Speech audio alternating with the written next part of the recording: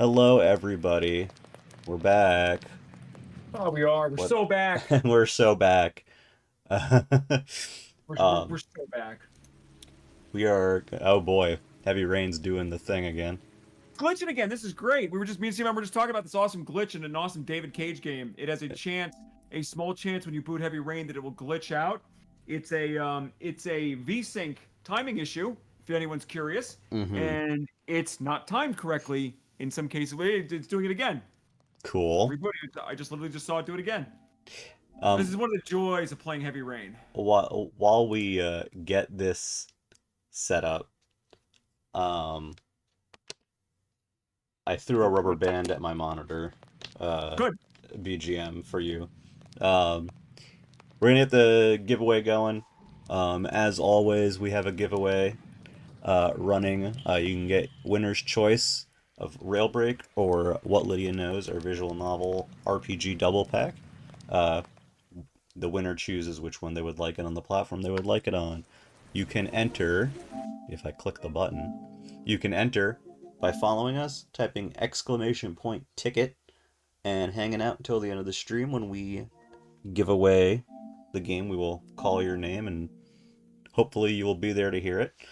Um, We've got a lot going on this week. First off, we have Heavy Rain.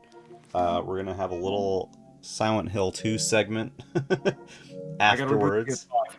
PS5. Okay. It's just Uh, it's not taken.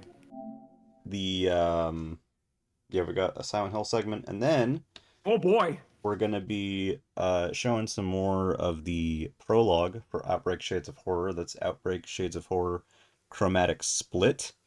Um, which we also have a trailer for. Trailer, Which yeah. last week, if you were here, you saw a sort of a incomplete version of the intro movie. This is the actual trailer for the game. So we will be showing that when we get to that point. That'll be later in the stream. And we're showing Lydia's costume for the first time. We are, yes, Lydia does have a costume that's been added, so we'll be showing that Wait, as well. CMM, you mean she's not just wearing a white sweater throughout the entire A game? white sweater. Just a simple white sweater?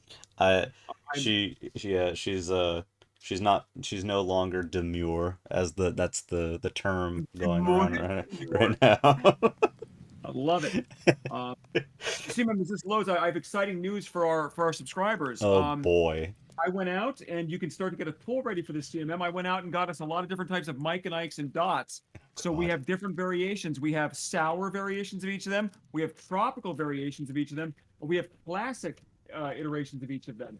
And I would like to also note that our good friend, talking about the IP that we've built up over the years, our friend like Bag of Combos, he's Hmm. an important character on our show, is back. And of course, the giant bag of ice returns. Of So course.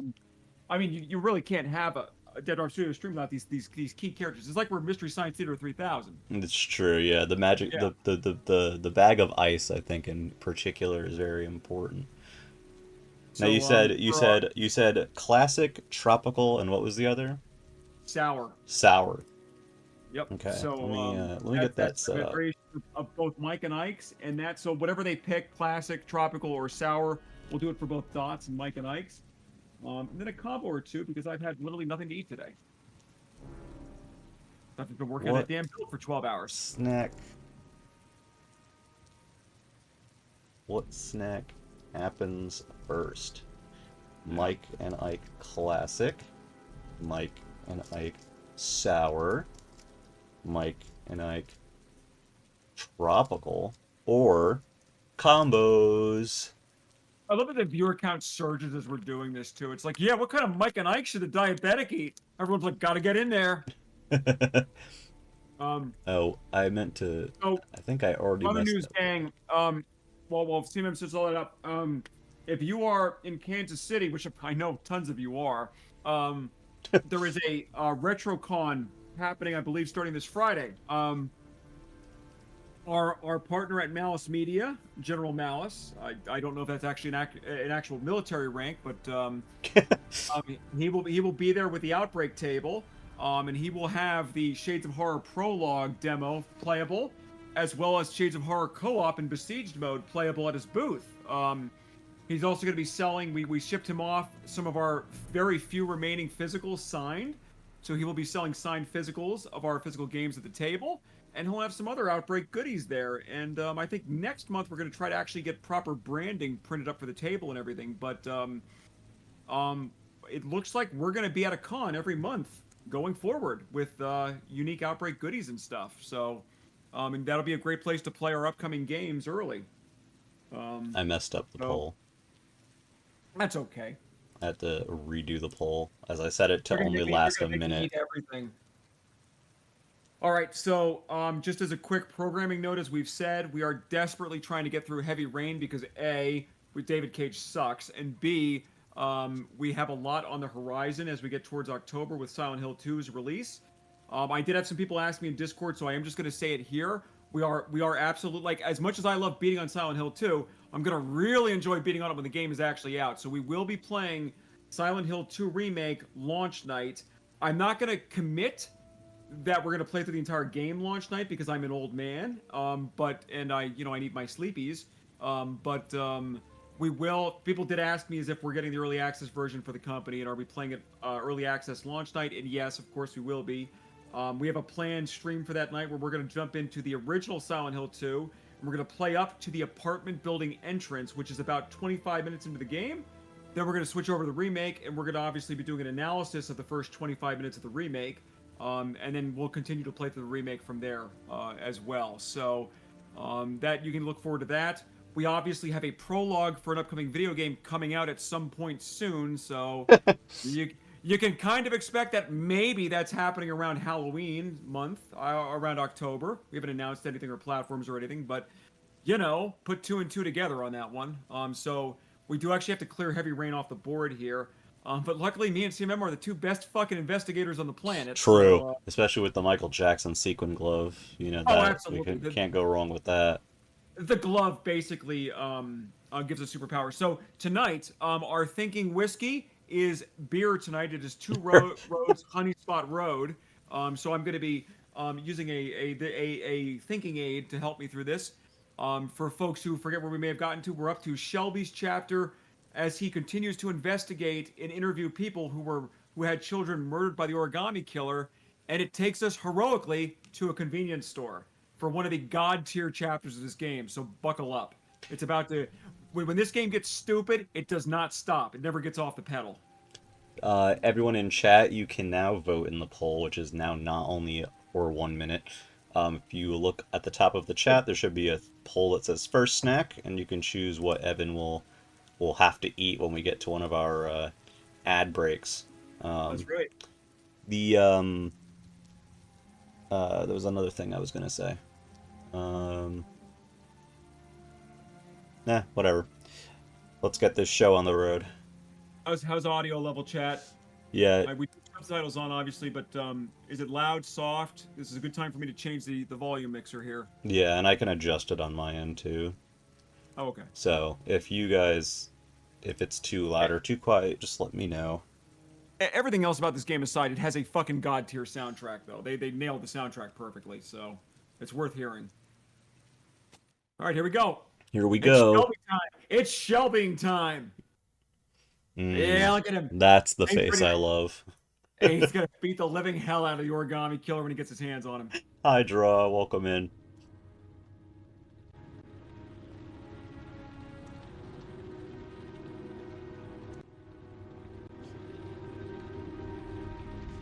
Things are going pretty okay here, Draw. How about yourself? We're just starting up some, David Cage madness.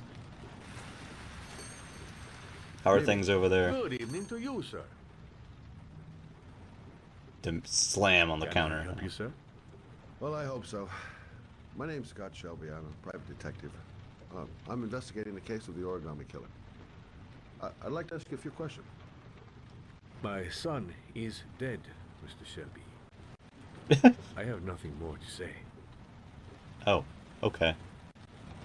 I also lost someone I love. I know what you're feeling. Then you will understand that I do not wish to talk about it. You may know something that could help save other people's lives. I was unable to save the life of my own son. Failure. I do not see how I could save the lives of other people. Shelby sadly walks away. Still inhalers. I'm all out, and at least I won't go away completely empty-handed. In the back of the store, to the right. Thanks. Let's go shopping, guys. Yay. Nothing says excitement like bags of open fucking chips on the ground. This guy is running a terrible store. Yeah. And let's see what else. I love that Shelby just walks over them, just crushing the chips. Mm-hmm. Apophis, hello. Hey, Bobbus. Ah, inhaler brand inhalers. Yeah, asthma. It's asthma. Good evening, sir. No, this guy's robbing the place. Are you looking for something in particular? I need asthma brand inhalers, and I need them now. Don't fucking try anything. All right, Shelby assumes battle stance. Put the money on the counter. Now we know to fear the bag of chips. We need to not touch the bag of chips. You do not have the right to steal that money. All right, here we go. I have worked very hard to earn Shelby stalks his prey. it. Cannot have it. Slowly. It's a very bad attitude to take with a You're out of your robber. fucking mind, man. Shelby catches the box, visualizing his prey. Say now. He gently, oh God, no!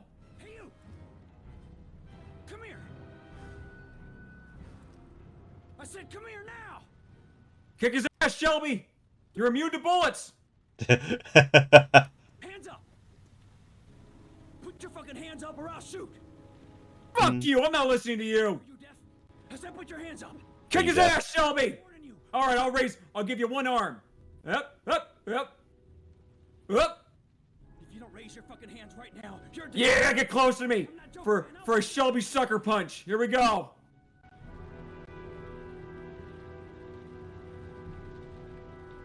My name's Scott. What about you? What's your name?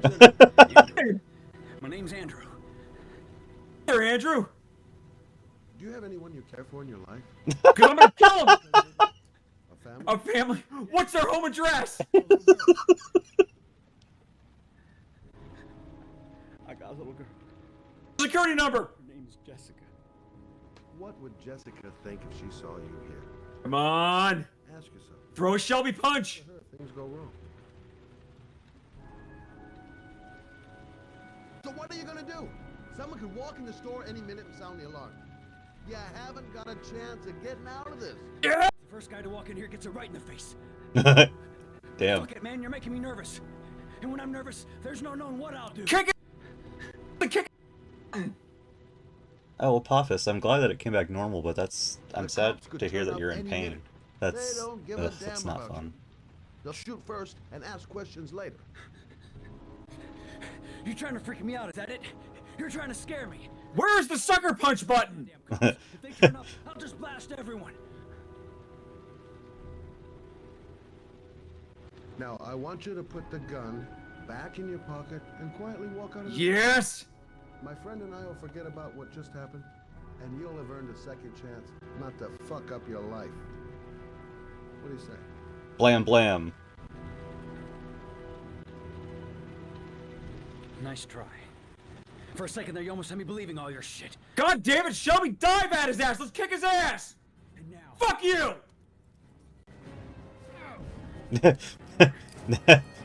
Kick his ass, Shelby! God damn it, Shelby, get back in there!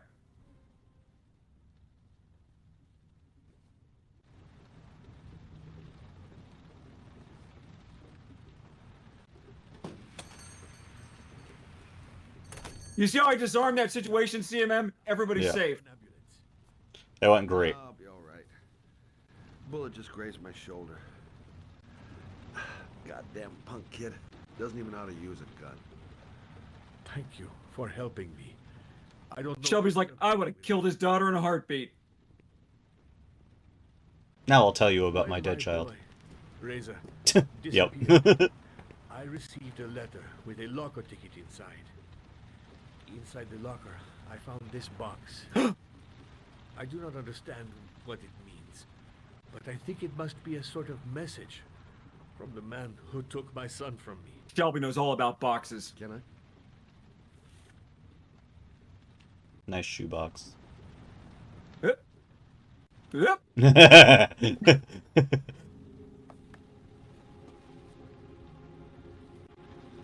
Please, take the box if it can be of any use to you that a at all. lizard? It did not help me to save Reza, but maybe it will help you find the other little boy. It's an origami lizard. Mr. Shelby, Not pay for the inhaler. I was beginning to think that there was no gold to be found in this place. I can see now that I was wrong. He is literally robbing you, sir. He Shoplifter. took the inhaler and he Shoplifter. walked out.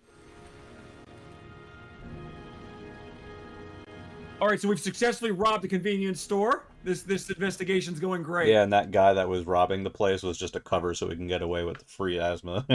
Hell yeah. Asthma brand inhaler.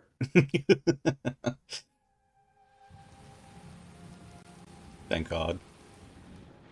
We're about to that was our fun chapter. Now we're about to go to a very David Cage chapter, and it's going to go to shit real fucking quick from a writing perspective. We have a four-way tie on the snacks. Are we serious? God Really? damn it. That's awesome. People are gonna pick like asthma brand snack. This should be an option. So what's her name? What was it? Madison. Oh, Madison. Madison. Madison. Madison, okay. God, it's I know time what- o'clock. I hate time o'clock. It is fucking time o'clock.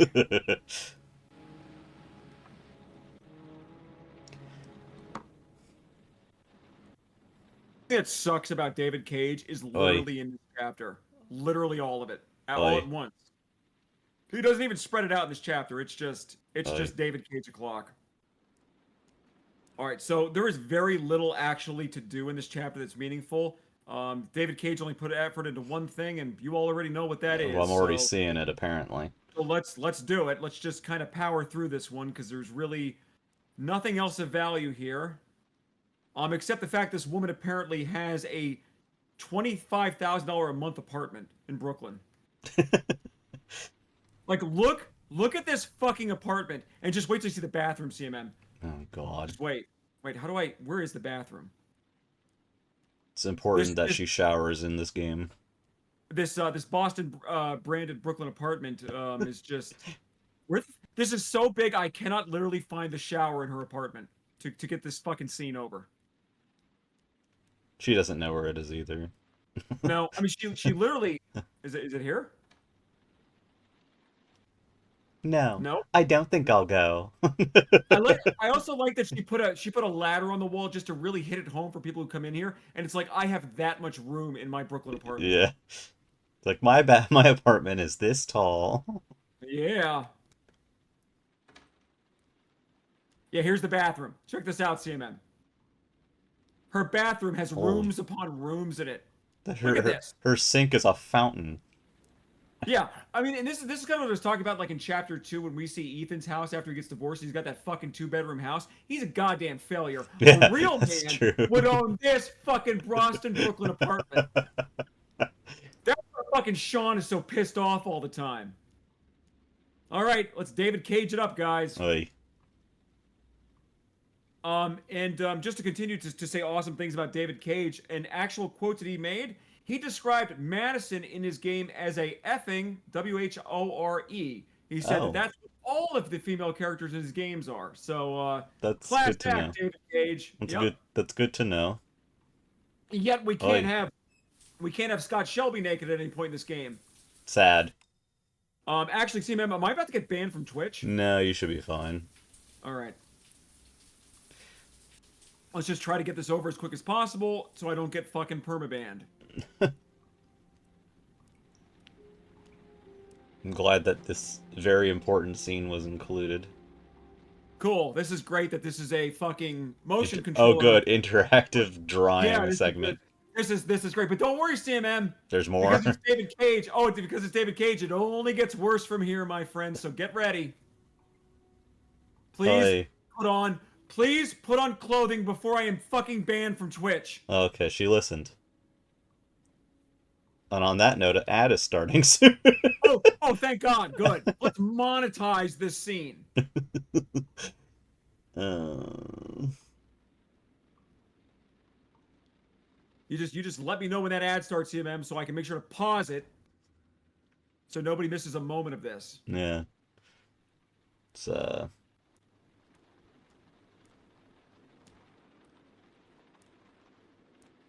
Oh, she has a walk-in closet too. I don't Oh, even that's her fucking bed. care That's her what the fuck. bedroom Who the? slash uh, This is what David Cage thinks a clothing typical rack. apartment looks like. Clothing rack. Please, I'll do anything to literally get past this scene before I'm banned from Twitch. No, I think the worst of it's over, right? Oh no. No, CMM, it's not. I can't sleep. Because we live in hell. Okay, the ad is here. Oh, great. We don't want to miss a moment of this. So who's winning the poll right now? What are we Well, doing? the poll ended and it was a four-way tie. So, So we're gonna try a Mike and Ike berry blast. Now, baby. I I hear that it's both a berry and a blast. And just a note for everybody, because we talk about how food just sits out here for months at a time. I've upgraded to Ziploc bags to put the candy into, Oh, just for that freshness seal. that's so novel. I know. So all right, so we're doing a berry blast. We got a couple different colors here, none of them discernible or descriptive in any way. Let's try beige. Let's try beige. I didn't know Mike and Ike's were crunchy when they're not old. This is a new thing for me. Oh, like yeah, I mean like it tastes like their beige flavors. Like you take a Flintstones chewable, and you just rinse it in children's cough syrup, and that's beige, baby. Yeah. So um, it's currently jammed into one of my teeth. I can't get it out. Oh, So good. like that's got to be an 8 out of 10 right there. All right, let's try Grimace purple. I mean, there's subtle hints of Grimace. I'll say, Again, does it taste like Grimace? it does. There's subtle hints, but you know what? Actually, taking away from this bag, whoever designed this flavor profile fucking loves children's cough syrup. So, Mm, like, from that perspective, these are fantastic. If you want mm. to drink a bottle of cough syrup, Damn.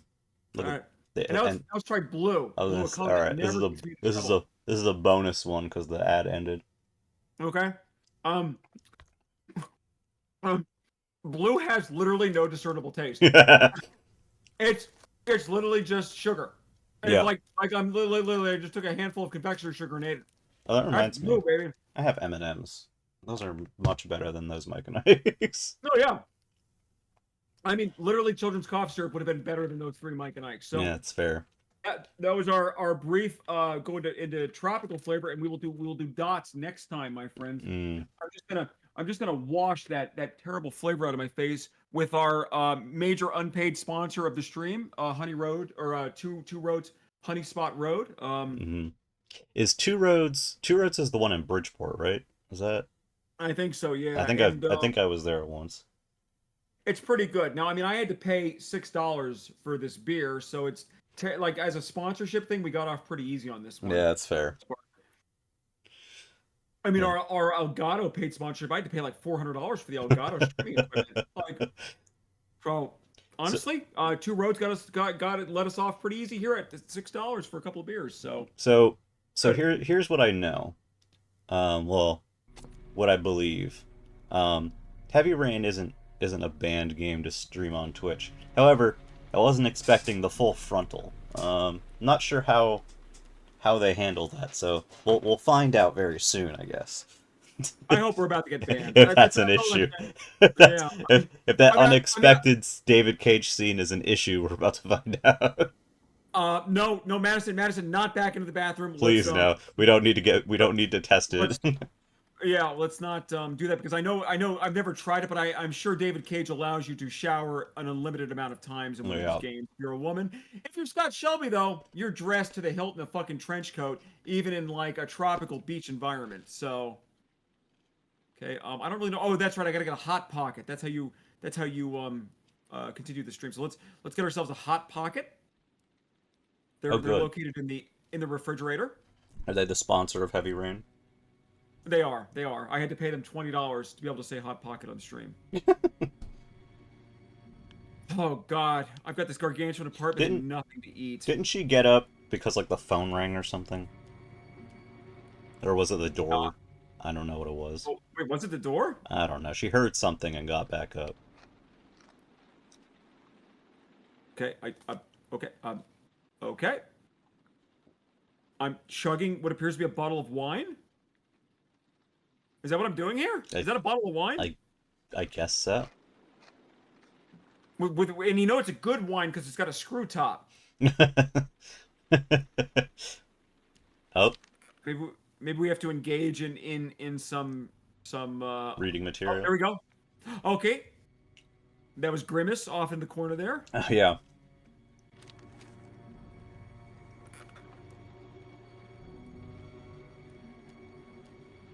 Hot Pocket situation, where we at with that?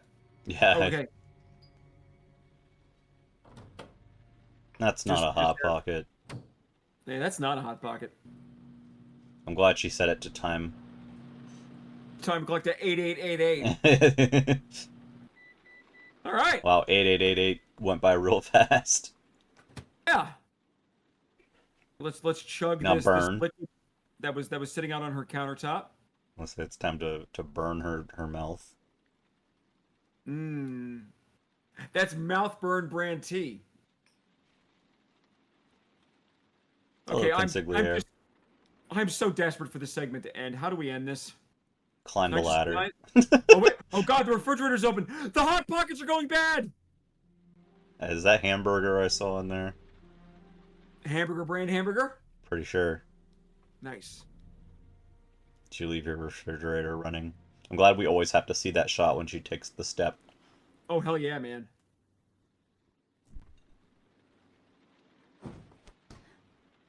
Grimace, he's in the building. Grimace is here. Oh no, her one light went out. There's someone here. Yeah. There's someone in the apartment. Oh God, it's Grimace. Make sure we hide next to the refrigerator. Front door. It's the only way out. Now we're going for the phone, baby. I still have a chance. No, I'm not wearing pants. We're going for the phone. Nice shot, David Cage. Hmm. They've already seen you. Like it's what are you hiding? The phone's gone. Send an email, brand email. An email, brand email. Wait, did I call somebody on the phone? I don't think so. This camera angle. David Cage, come on. Have the Hot Pockets changed much since college? That's a good question. Can't work the. Oh! I was too worked up. Yes! Kick his ass, Madison. Oh. Ladder attack. Thank God the ladder came in handy. No! Find a ladder, Madison. Find a ladder.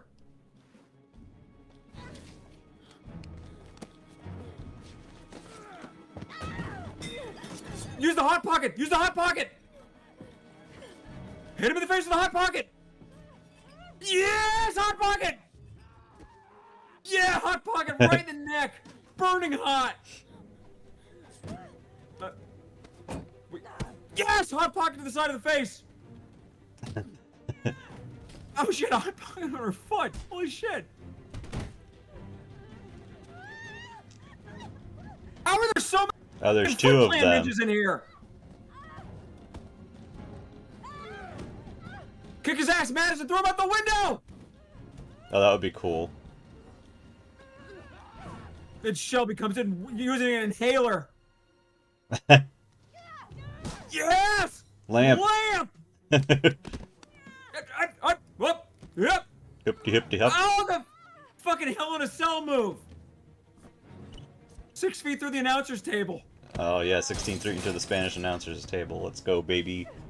She's kicking these guys' asses, honestly, like she's fighting this like Mario would fight armed intruders, just jumping on them. Like how only one of them is engaging with her at a time. That's fucking Bruce Lee rules to fighting though. Not table attack. Yes! Knife in the groin! She learned that one from Grimace. Oh, thank God we're in the bathroom. We can take a shower again and get banned from Twitch. Thank God. All right.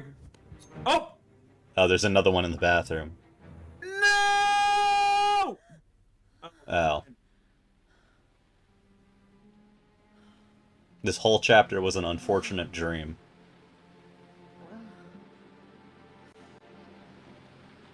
Wait, her apartment looks nicer in real life than it did in her dream. It's like there's extra furniture here. Yeah, there's... It got a fucking upgrade. Like, she's dreaming of having a worse apartment now. So there you go, a fucking meaningless chapter. That's David Cage writing at its top tier. You have unlocked a new bonus. Full frontal nudity. You can rewatch the shower scene as much as you want. Thank God.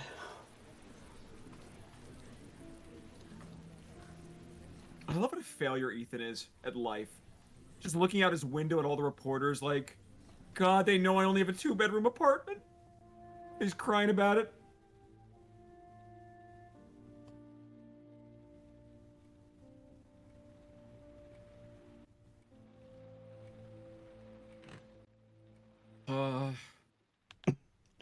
I was hoping he would Let's look slam at- his face into the table when you pressed down. No, he's just gonna read a bill. Another bill. When the parents came home from church, all their children were gone. They searched and called for them. They cried and begged, but it was all to no avail. What is this voiceover? Children have never been seen again. So just really quick, me and CMM, we live in Connecticut. The power company out here is called EverSource. They have a lot of problems over the last 10 years. That's the kind of letters me and him get an email from EverSource. And we literally have to solve a riddle to pay our fucking bill. So, like, this has nothing to do with the Origami Killer. He's just an EverSource customer. Guys, EverSource sent us another letter. What's this Oh, about the God. children? Yeah, sure, whatever. Visit www.eversource.com to pay your bill. Oh, God. It went up 50%. Oh, God. And then we do what everybody else does. You put it in the envelope, you close the envelope, and you fucking walk away. Is that a trophy? A bunny? A bunny's head mounted on a trophy? Oh, we can linger here with this camera just slowly rotating around him. Yeah, I love that. Yeah. He's really thinking about, do I actually engage a competitor at EverSource after this last letter? He's thinking about that bunny's head on a stick. Well, I have to get out of here and find out what this ticket is about. What is his voice, dude? I don't understand. it's like they tried to make it like Echo, but they Yeah. don't know what an Echo It sounds sounds like a robot. It's so weird.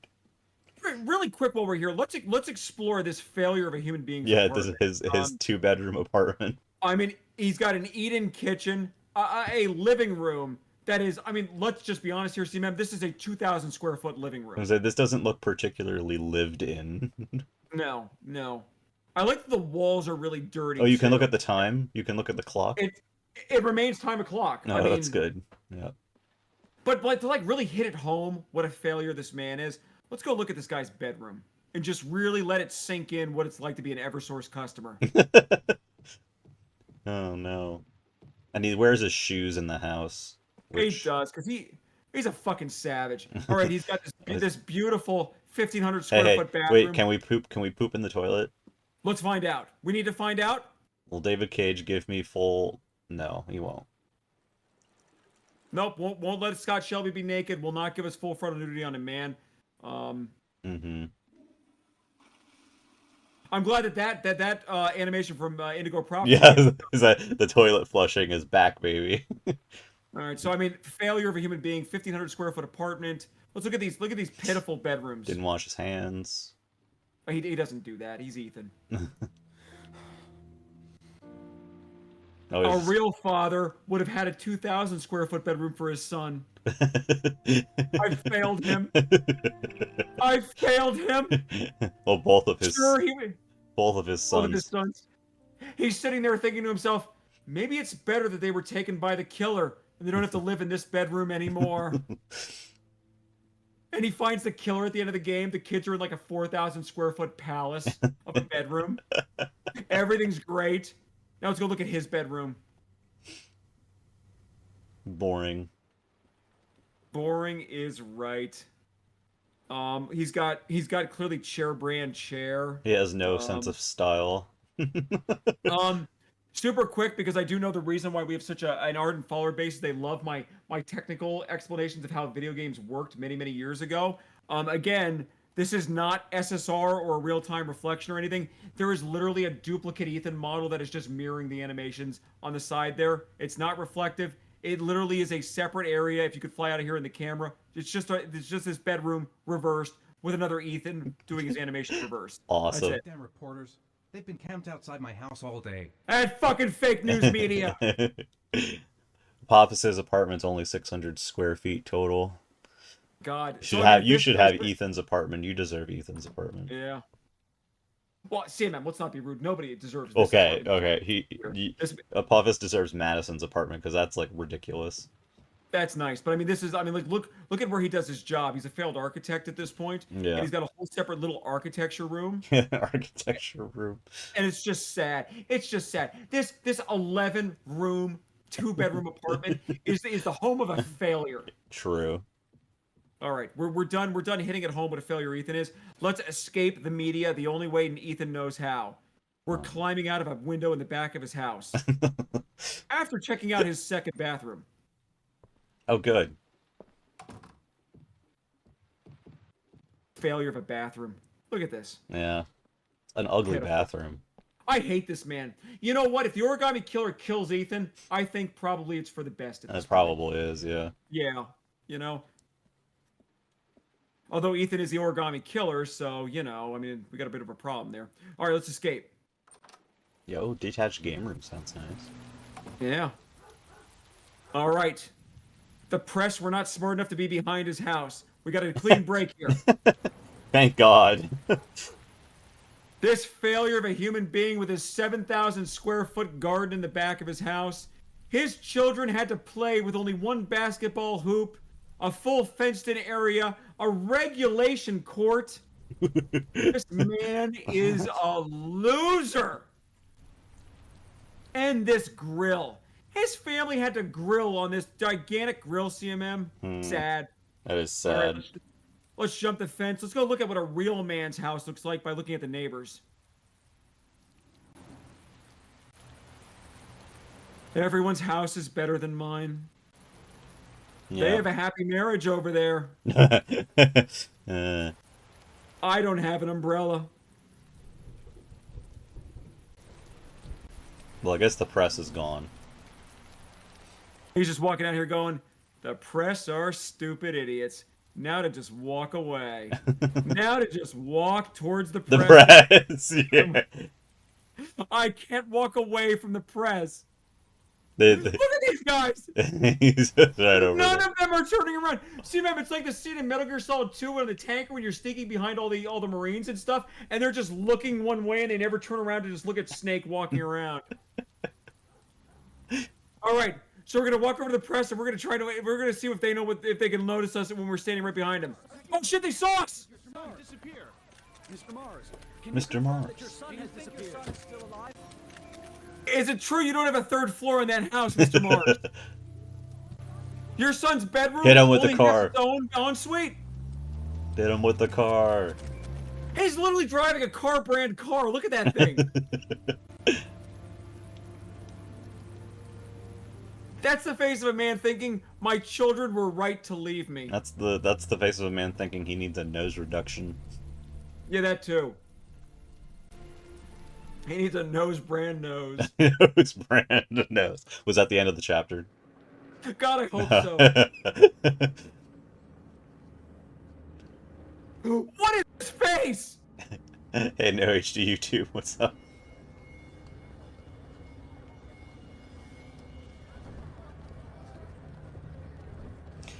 Not the Oh my God, the unwashed Train- mess. Is everybody train in a bigger house station? for me? Where is he? Is this a train station? Like, what is this? So City the Hall? Eversource bill told. Subway. So story-wise, the Eversource bill told him to go to the train station and look at a locker to see what the true bill was. So that's what we're Right. doing here. So is that the ticket for the locker? Mm-hmm. Yeah. Okay. He's just breathing heavily. Well, I mean, I mean, He's he anxious looks like about he the hasn't had a locker. drink and water in 4 years. He is afraid of lockers. I can't make it. Too many people. Too many people. Too many Eversource customers. What are we Okay. making it Right, towards? I gotta shake. I've got to shake the controller to stay calm. All right. What are we making it towards? The lockers, Simon. The lockers. He can't make it because there's too many people. No, not my throat. No, Eversource. You Oh, need God. that branded asthma inhaler. All right, Shelby's no. got it. I'm strong. You can't let Eversource win. Hi, We got hi, this. Skelepo. Okay. Okay. Guys, just a R1. reminder while we breathe our way through this scene that there is a giveaway going on. Exclamation point ticket for winner's choice Oh my God. of Oh my God. of Railbreak or what Lydia knows. What the fuck is happening? And no one's saying anything. The one-use code is in the locker for his Eversource account. He needs it. Oh, thankfully he's dead. He stopped breathing. He stopped time. He's the guy from X-Men. He is gonna grab a cop's neck? That's just a man.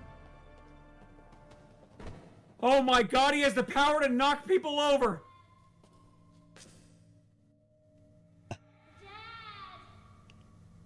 Jason? Sean? It's Balloon Day. It's free Balloon Day. All Ethan can think is, he died before he saw the apartment. Lie to him. Lie to the boy. There's the Jason button. Let's go. We still have a fourth floor in our house. We still have a fourth floor. Come back to me. No, Paul's dad does not have a bigger house. Where are you? Is this Marco Polo? Oh. Remember the game State of Emergency on the PS2?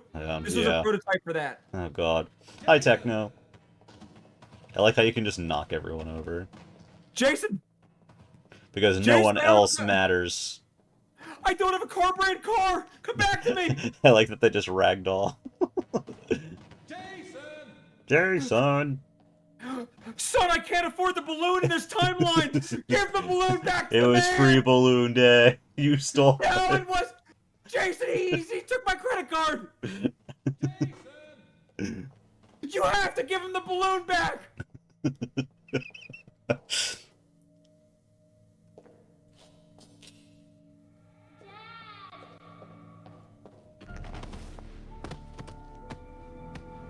God, they're all over him! The people are everywhere. Stop touching me. You know, the origami killer would have just killed everybody in this room. This guy's a coward.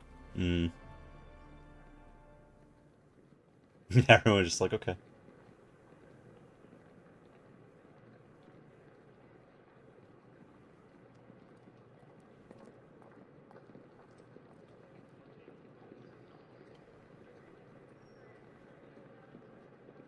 We made it. All according to plan. The child delivered us to the lockers. Now he can Alright, breathe properly again. Now to walk in here like I don't know nothing. All right. Because you don't. Line 18, box number 3. Line 18, box number 3. Let's do it. All right. Okay, where do we see numbers? 18. All right, so we got 1 here. Line 18, box number 3. That's a 1. 18? Is that 18? It's an 8. That's an 8. 7. It's a 7. Ethan's not good with his numbers. We're going to be here for a while. Oh boy. 18, box number 3, all right. 14? 17? 18? 18's on the left? Wait, is it here? Yeah, you gotta go back. Or the back? All right. God, this game is amazing. And then take a right. Well, yeah, that direction. Wait. Okay, hold on. The camera has decided you're not fucking see. allowed to... Yeah, see? Okay, so this is 18, so we need box number 3 now. Yeah. Okay? How do I... Oh, Okay, there it is. hold There on. it is. There it is. Where? Left. See it? With the up. The up. There Up. you go. There you go. Look to Come your. on, Ethan. Yep. There you go.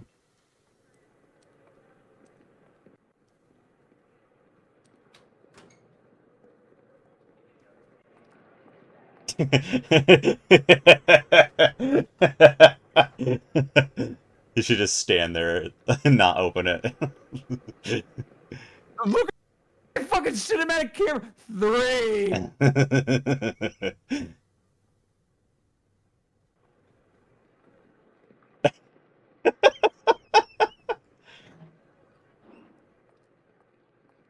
What's in here? Nothing. Oh. Oh, it's another shoebox. Thank God. He needed one. Well, it's the same model of the shoebox. It's a shoebox brand shoebox. Yeah. Why don't you open it and see what's inside? Maybe it's your kid's severed head. Oh my God, that'd be fucking awesome. Right? Oh, imagine if David Cage had the fucking balls to do that. But no. No. No, it's just another fucking chapter of Madison naked getting me banned from Twitch. Oh, God. Alright. I need some Coke brand Coca-Cola to get me through this next section. No. Don't worry. No Madison yet. I like that he abandoned his shitty apartment for an even shittier hotel room. Yeah, why didn't he go home? Oh, because the reporters are there, man. And he's the car. He doesn't want to be seen in that house. Yeah, he doesn't want to be seen with entering his house with a box. Alright, I think chat will appreciate if anytime that we're in a room with a bathroom and a man, we need to see if the man can get naked in the bathroom. That I needs to think be a that's goal of true. the stream. I agree with that.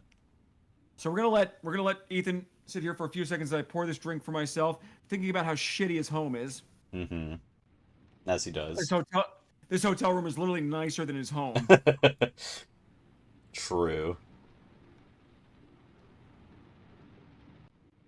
Sitting here thinking, God, if Jason could see this hotel room, he'd come back to me. All right. Let's get serious. We got some crimes to solve. Well, not yet. You don't have your glove. Well, no, I mean, but unfortunately, getting naked in a bathroom, assaulted by imaginary enemies, and then going to a train station is not helping us solve this fucking mystery. Techno said naked men. If I wanted that, I'd ask Beyonce to strip. True. We're trying. We already had to deal with full frontal for Madison. All right, so we need to get naked in the bathroom here. Okay, so we're going to try every button in the bathroom to get naked. Okay, nope. Okay. Oh, good. What hotel room has pills in the cupboard just waiting for you? Wait. What hotels does David Cage go to where there's just pills in the bathroom? A good one. That's true, Techno. That is actually true, a good one. I like how the music surged as he peed. Well, yeah, it did. And now let's start to go prophecy animation. Oh yeah. This time we don't even get to see it.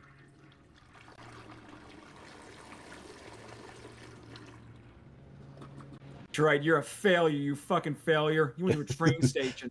A real man would have had a private driver! True. Let's waste some water. Yeah! That water's free!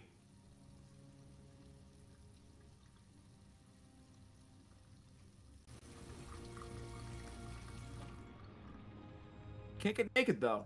This sucks! You suck, David Cage! I want to take a shower now. No, I just David Cage. No. No. Madison walks in though, like every option in this bathroom just will light up. Yeah. Like Christmas. Just a reminder that David Cage is a fucking piece of shit. Oh, Or consider a failure of a desk. is it time to open the box, or are we just gonna keep looking at it? I like that when he's like emotionally like compromised. Yeah. Like the option to open a cardboard box, It's he's like just shaking shaking. violently. He's just shaking violently. He's like, oh God, I don't know if I have what it takes to open this box. C-Man, I do have to ask you, have you ever actually played this game all the way through? Oh, hell no. Oh, okay. Then that's actually great because you are about to see the stupidest shit imaginable. Well, so I want you to Don't open I it want you to yet. think. We have an ad coming up. Okay. In Oh, a moment. we're going to dots then. We're going to dots. All right. Before we're gonna give him some time to emotionally prepare for opening the box. He's preparing. All right. I'm getting the dots. What one the pull again? Was it tropical or whatever? They all tied, so it doesn't They matter. all fucking tied. Cat is a bunch of fucking assholes. Well, I mean, our community is a bunch of fucking assholes. Let's just be honest. Good lord. All right. Oh God. They. Okay. Hold on. I actually need a knife. They've sealed this box of dots. I had to actually get a knife brand. I just stabbed myself with a fucking knife. Oh God. I literally just stabbed myself with a fucking box cutter. Amazing. Well, I'm adding real stakes to this stream. I love that it slipped along the dots wrapper. I stabbed myself. All right. All right. Are we in the ad? I believe we are technically in the ad. Technically in the ad. All right. We've got 3 different colors here. We're gonna try first the beige sour dot. Here we go. Beige sour dot. Beige Hand of sourdough. giving. I wonder if it tastes like leather. It has no discernible taste. Skelepo can hear Brad Pitt screaming, "What's in the box?" What's in the box? Yeah, I gotta say, tropical, or this is the sour dots. A, not sour. B, literally no taste. Let's try blue. Okay. Blue tastes like... Oh! Blue tastes like blue icy! Blue icy, really? This is awesome! Yeah! It's fucking blue icy! Holy shit! Finally a winner. How many? Holy shit! Wait, the last one's red. Does red taste like red icy? Sadly, it does not. Oh god, it's grapefruit! Oh, it's nasty! Oh, how do you fucking go from blue icy to shish? Oh. Oh god! Oh my. Oh god! Oh, awful! Awful! Oh god, I almost need a fucking warhead to just watch. Oh my god! Apophysis' favorite icy is white cherry. Oh fuck this! White cherry's legit. Oh fuck this! I need another fucking blue one desperately. Oh god, Lord God help me! All right, thank God a blue one. Oh. Sorry, it was the only blue one in the box. I have another blue one in the box. That's what Daddy likes. Oh, we're okay with blue again. Yeah. Oh god. All right. All right. All right. Let's solve this crime, and the first step to solving any crime is opening the shoebox. Yes. Yep. That was perfectly timed with the end of the ad. Yep. All right. What's in it? A gun, a phone, and some paper. An SD card? Okay, he just slams a loaded gun on the ground. Yeah. This guy's a pro. And touches it and gets his fingerprints all over it. See, man, you were about to see the stupidest shit imaginable over the next couple of hours of this game. I just So want is you to that brace a yourself. is that a N64 expansion pack I see? That's right. Yes. He's one of the missions that he does is he finds one of the last N64s in the city. They don't tell you the CMM, but this game takes place during September of 1996, and they are fucking sold out everywhere. Man, hate when that happens. He needs the gun to actually go into EDX and get an N64. He has to go into KB Right. KB Toys with the He goes gun. into KB Toys. Yeah, put your finger all over the trigger and all over the everything. Yeah, and... touch the magazine. Watch out every single bullet and touch every single bullet. Yeah, lick it while you're at it. Mm-hmm. I also love that no point of this guy's character, he's an architect. This guy in the first chapter was like the elitist rich asshole, like he fucking knows how to unload a handgun. This man can barely walk. This man can barely walk. So that's an origami. What's it? Who's it? Is that a mouse? Oh, is it a tree? Is it a turd? What's going on here? Is it a turd? It actually looks like a turd. He's like, yep, I love the origami turd. Oh. Are you prepared to show courage to save your sign? Joe's Garage and Parking Lot, 4988 Roosevelt Avenue, Lexington, is what it says. Okay. That's not enough information to know what to do. Like, you can't just hand me a gun and say Joe's garage. Like, I don't know what to do with this. Yeah, you gotta go to Joe's garage. Hey! Yeah, go to Joe's garage. Oh. Alright. Oh, we gotta Is use the N64 expansion pack. Is this the videotape of his child?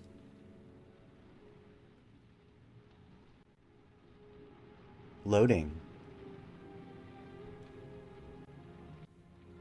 Help! Dad, Sean. where are you? Did you not immediately go to the police? Dad! Dad! Dad. Dad. How far are you willing to go to save someone you love? Oh, he's like, but, you know, Game of Thrones is on the Not very far. Yeah. I mean, I got a TV show. 5 origami figures. Each figure is a trial. Why would you not just go immediately to the police? Like, you literally have a video of where the kid's being held. The police could figure this out in 5 seconds. Yeah. Each child provides letters. The letters reveal an address. Okay. Good to know. I'm not gonna lie to you. I'm gonna need some more caffeine-free Diet Coke to solve this one. Takes the gun, because, you know, Yeah. now I'm armed, baby. Wait a second, C-Man. In the opening Shelby chapter from our stream today, the man there, his face was covered. Is this like a prequel vision here? And he's about to go hold up the liquor store?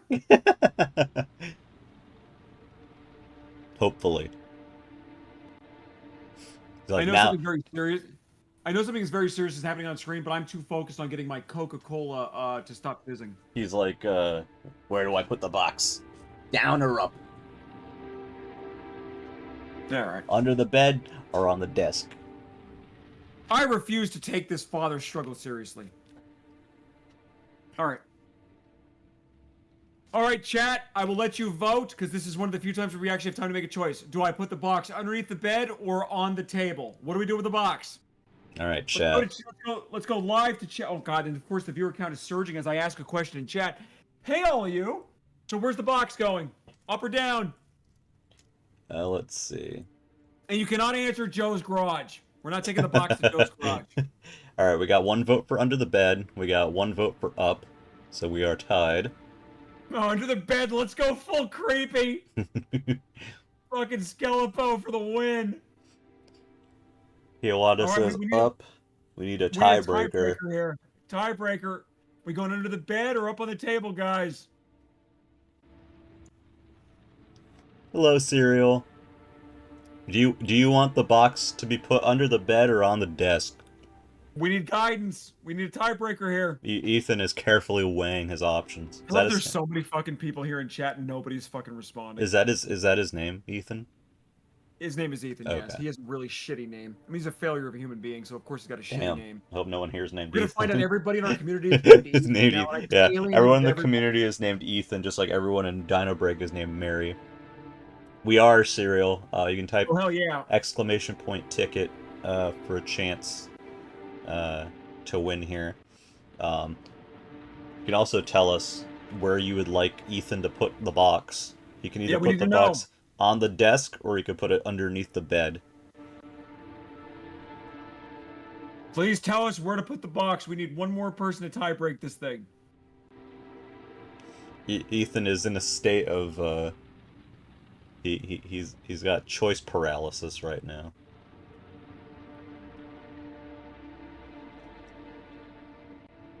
Count is literally going up as no one is responding to this. I'm literally watching the number climb. This is all people fucking want on our streams is just for us to sit on this image for an hour. Look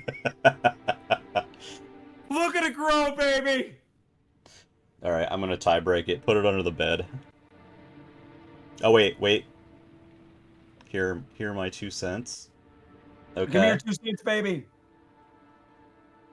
Tell me what to do.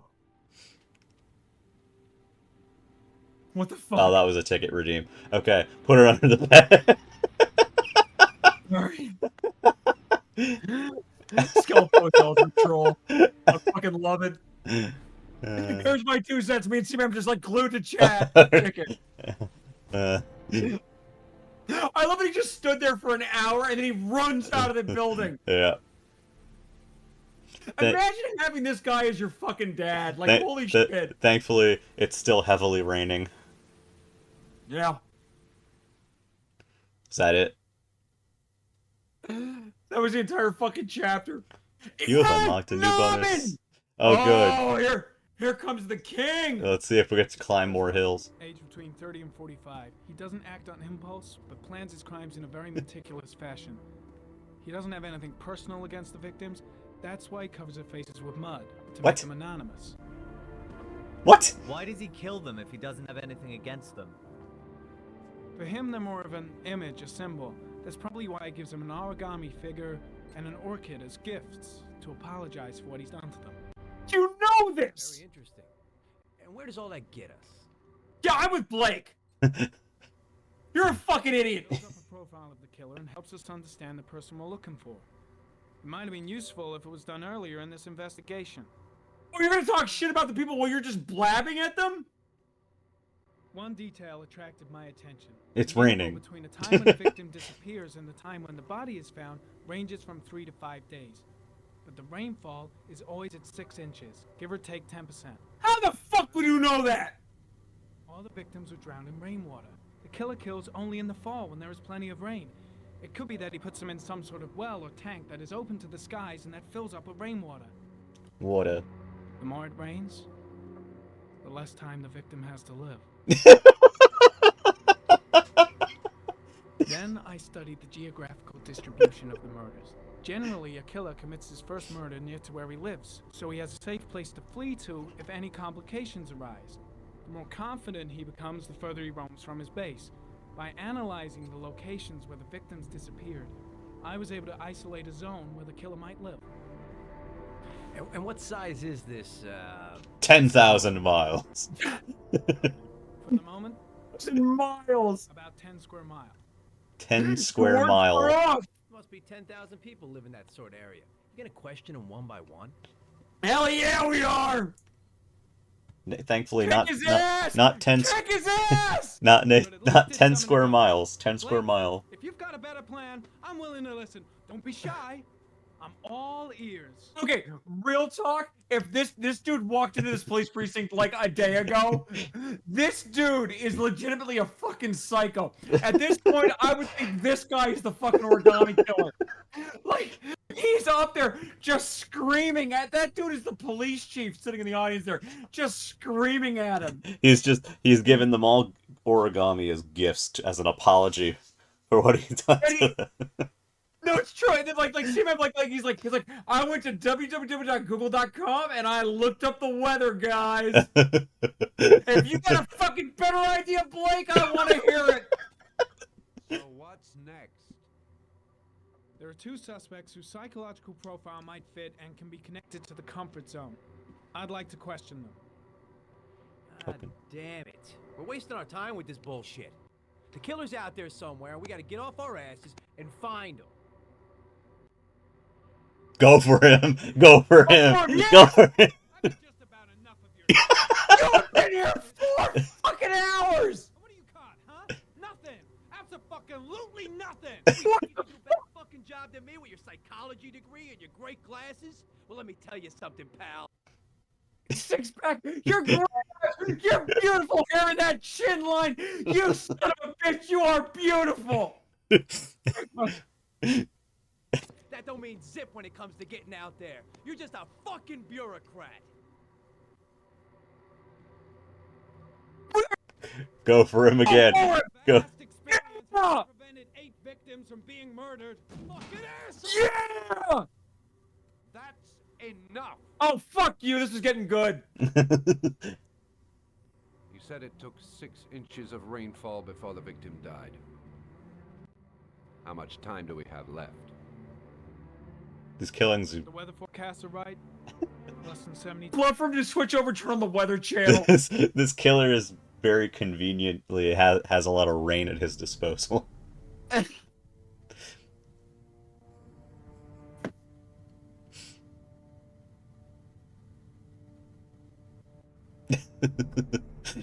Okay, real talk. David Cage is a real fucking piece of shit. But this is unironically the greatest video game ever made. Norman has been at the police precinct for 2 hours, and he's in a fucking screaming match with the head investigator.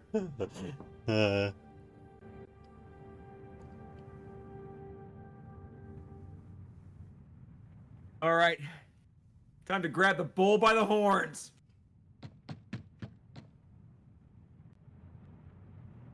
No answer. We waste our time coming here. Killer and answer the door. Better leave. Maybe we should have a little look inside anyway. There's nobody home. Nice. There is. The man. I'm not sure that's. There is one of 2 people in this fucking room who are gonna catch the origami killer, and it ain't Namen.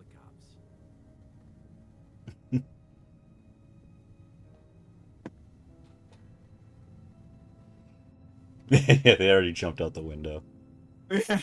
Oh, that's a lot of Jesus. That is. Nathaniel Williams is a pretty religious guy. He's a God-fearing idiot, waiting for the end of the world. We questioned him a few months back because he was causing a disturbance in the park. He was ranting and raving. Said he heard voices. Ethan literally did so- all those things in the earlier cutscene. Also, he's mentally He had this ill. idea in his sick little head that I was the Antichrist. I'd come to Earth to persecute him. Good. I mean, Blake, you may literally be the Antichrist, so the guy might be right. Like, Yeah. you know, a broken clock and all. Yeah.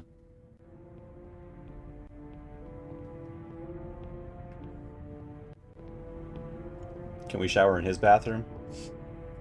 Shit, where's the bathroom? You're asking the fucking important questions here. I'm starting to fucking look for clues, and CMM is keeping me on track here.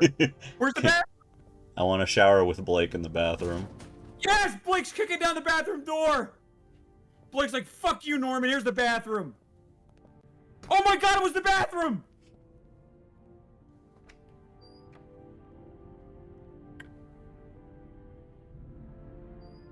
He's like, God, I hate pills.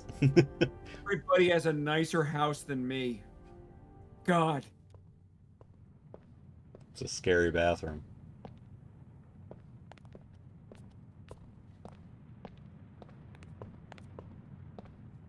I legit have no idea what I'm supposed to be doing here. A lot of pills. A lot A of lot of pills. pills.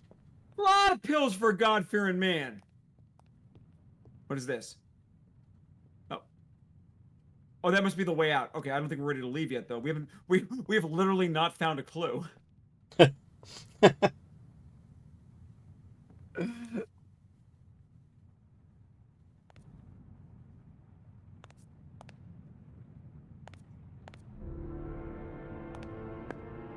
I love that music just swells at random times. Oh, it's getting good!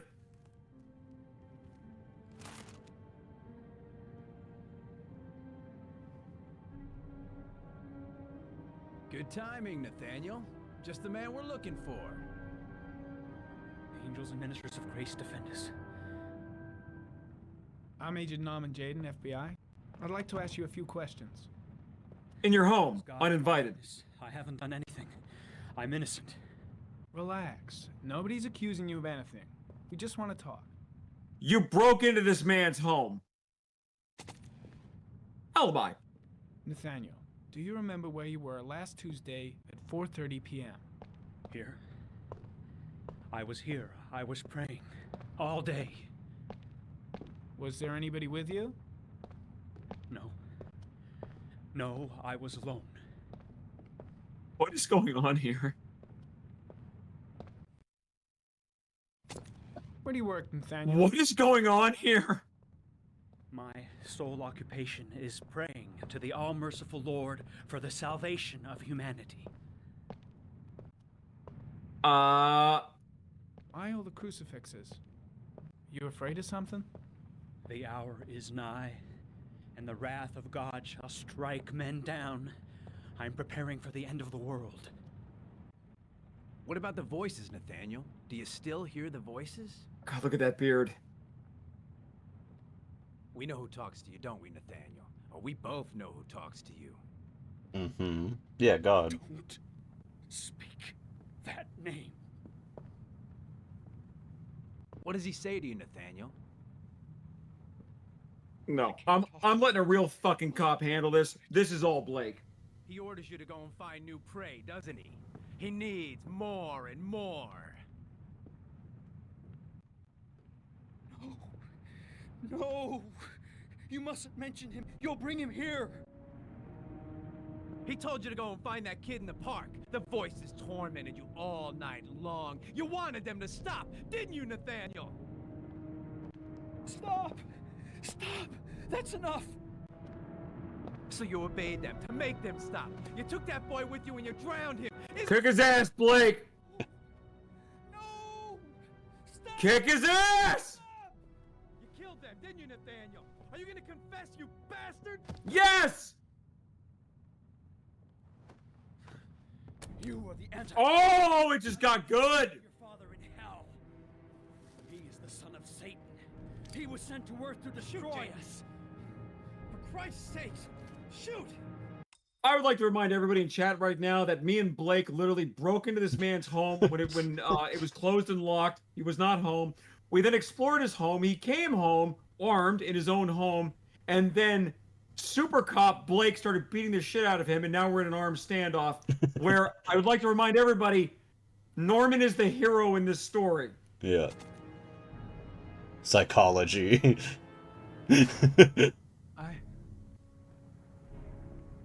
I shot him. Yep. Looks like you did. Oh, that's going well. Can't say I'll miss him. Come on, let's go. Go get some donuts, bud. Go get some Dunkin'. Donuts? Well, The king returns. blunder.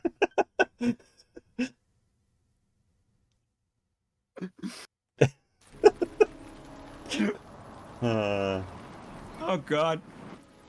God, we're dealing with some very adult themes in the level of gravity that they deserve. How's his shoulder? He used shoulder to repair himself. That's good.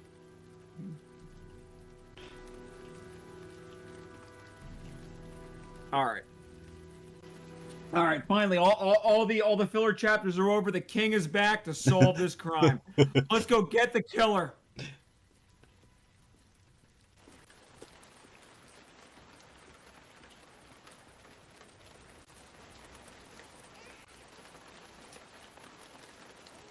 Shelby's sitting there thinking, I could take that baby. Yeah. And no one wouldn't even suspect me. Nah.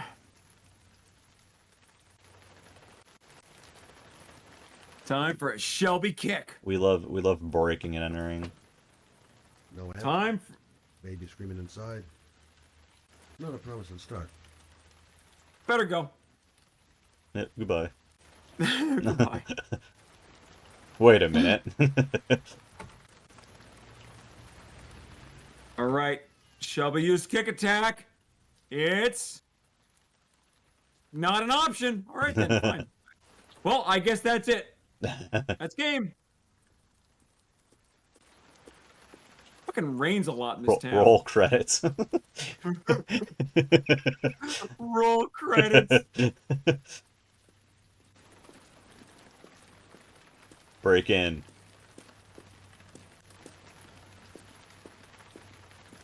Do. Nice. The back door. Nobody ever suspects a thing.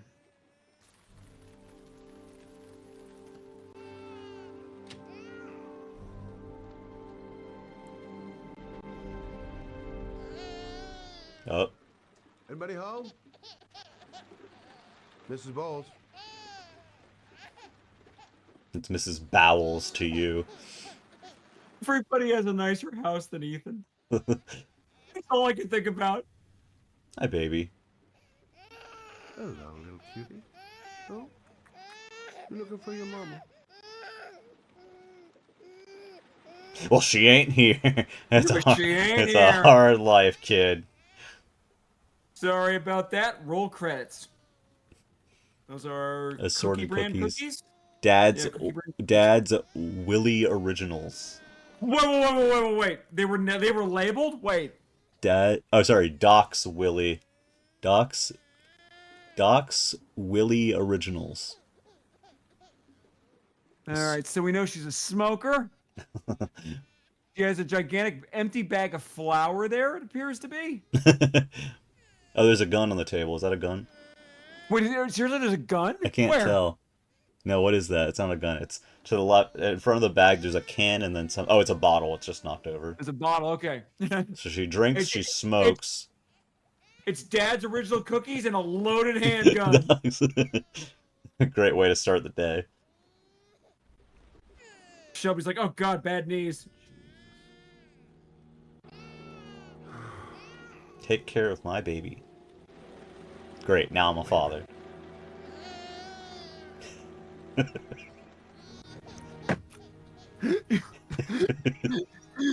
son of a bitch. I'm literally choking CMM, you son of a bitch.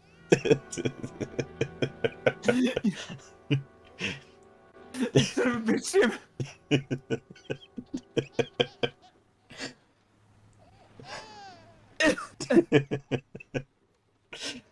Motherfucker, CMM, you got it? Right as I was drinking that coke, you son of a bitch.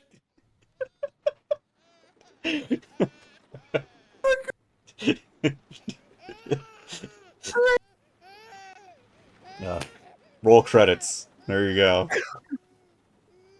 Oh my fucking god! You're gonna kill me live on stream at some point. Alright. Alright, time to leave. This get too serious. Let's evade the responsibility of being a father. Is this the exit? No. Damn! Everyone's house is nicer than Ethan's. Holy shit. You got the crib. You got the... Alright. Either a TV or a large baby monitor. Okay. With video. How do I leave this fucking place? Rose, are you there? Shelby Keck! Oh, she's there, alright. Oh, god damn it. Oh, that's the bathroom. Oh, shit. Okay, this got serious. Mrs. Bowles, can you hear me? Let's shake her a bit. Choke her to death. Mrs. Bowles! Mrs. Bowles, can you Choke her to death. wake up? Oh god, her wrists are slightly red! Oh god! Wake up. Mrs. Bowles. He's like, I wish I had not been shot in the shoulder before this. Yeah, really. Oh, good. Now we'll just carry her forever. Isn't that what happened in like one of the Legend of Zelda games? Mrs. Bowles, wake up. I don't want to be a father. Yeah. I don't want to be a father. Mrs. Bowles! I'm gonna call an ambulance. No, I don't want to go to the hospital. Please. Okay. Okay. You got something around here I can dress this wound with? Yeah, I think so. Okay. Don't move. I'll be right back. Buddy, she lost a lot of fucking blood. She's not going anywhere, dude. Mm. Let's go play with the baby. She might have to take a shower, though. Yeah. Start draining the tub. All right, so we're gonna need Daddy's brand cookies to dress that wound. Doc's Willy cookies. All right. Doc's Willy Nope. Originals, assorted cookies. Some used cigarettes are not gonna help me here. Dress the wound with the baby. We're gonna need some unused cigarettes for this one. Yeah, better wash your hands, dude. And miss Just all the submerge water. your hands Just with miss blood. all the water while doing so. What am I even doing here? You okay? Yeah, you're fine. It's Bowles. My name's Mrs. Bowles. Where's Bowles? What the fuck am I even supposed to do here? You're supposed to find something to dress the wound with. I mean, oh, here we go. Let's see. I need Pills. this. And this. Lots of pills. And this, I need more and pills. this, and this, and this, and that. And this? Lots of fucking pills. Throw them in the toilet. He just walks out with all of it. Well, finders keepers. No, Shelby, you can do it, man. Yep. All right, fine. All right, fine. We'll dress the wound. And someone Kind shut of- that kid up. He's got $10 worth of free stuff at CVS. I'm here for you, Susan. No, her name's You'll be all Susan. right. I'll take care of you. Wait, how does he know her name's Susan? I don't know, Mrs. Bowles, Stay with Mrs. me, Bowles. Susan, do you hear me? Susan, stay with me. Can you hear me? Stay with me. Okay. It's not how dressing a wound works. That thankfully he just wiped a little blood off and it was fine. Thank God.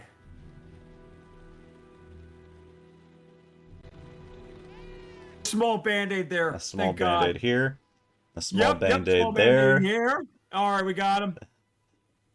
There, I done what I can. There. That's all I can do. I'm not a father no more. Hey, how are you feeling? You okay? She lost a lot of blood, dude. My baby. My baby needs me. No, no, your baby doesn't. I'm its father now. You stay there. I'll take care of the baby. Don't worry, I'm gonna take care of that baby. Oh, None of us are gonna be a father. And an ad has started. To do? All right. With a baby, I mean. All right, Mrs. Bowles, shut up. We're doing something important. All right. All right. Let's we did the tropical dots before seeing him try to murder me live on camera. Mm-hmm. Let's do these are the no, those were tropical dots. These, my friend, are the these are the sour dots. Okay. So let's pick up the box cutter because at no point did that ever cause us trouble in the street before. Never. Yeah. All right. We've successfully cut through the Fort Knox that is a dots packaging. All right. Okay. Oh God. Oh, these are like covered in confectioner sugar or some shit. All right, here we go. Oh shit, things just about ready. All right, we got a red and a blue. Red first. Red pill, blue pill. No. No. Why are they salty? Ew. Why would you put salt on this? No! The fuck is wrong with you, Dots? There's literally salt on these.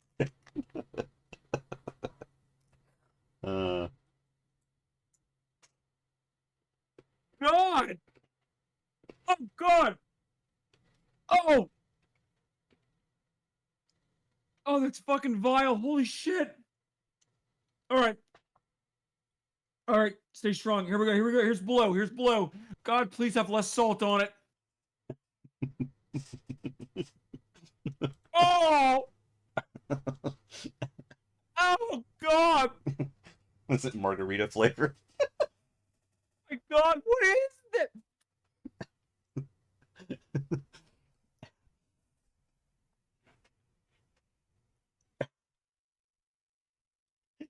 The dot that bikes back. Fuck you! Bites back. Sour dot. In what universe are these sour dots? Fucking fun spot on the back of the shit. What the fuck?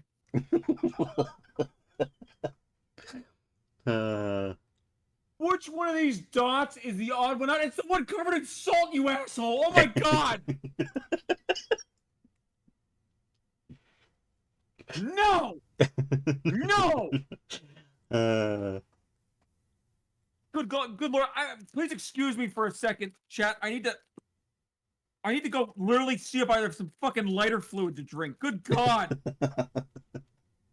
What the fuck is? It's literally salt. Fuck is wrong?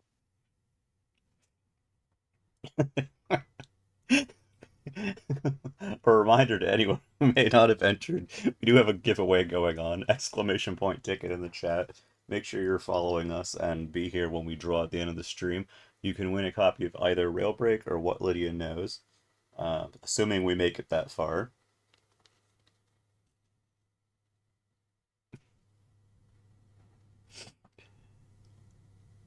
Oh my.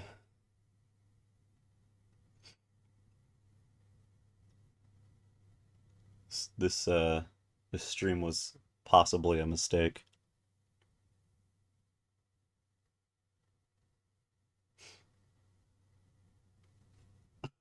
He might not come back, chat.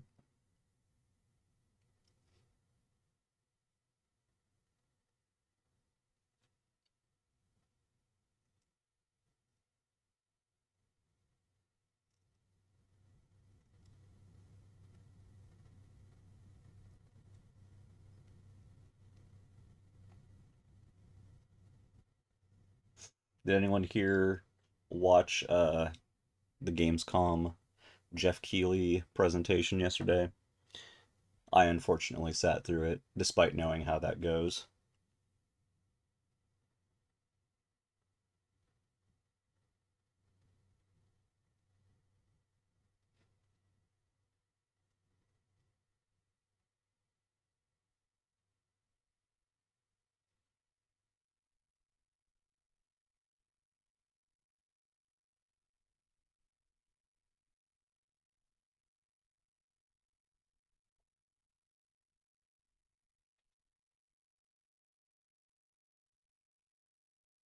I have never played this before and frankly never wanted to, but at least I'm being paid to watch it right now.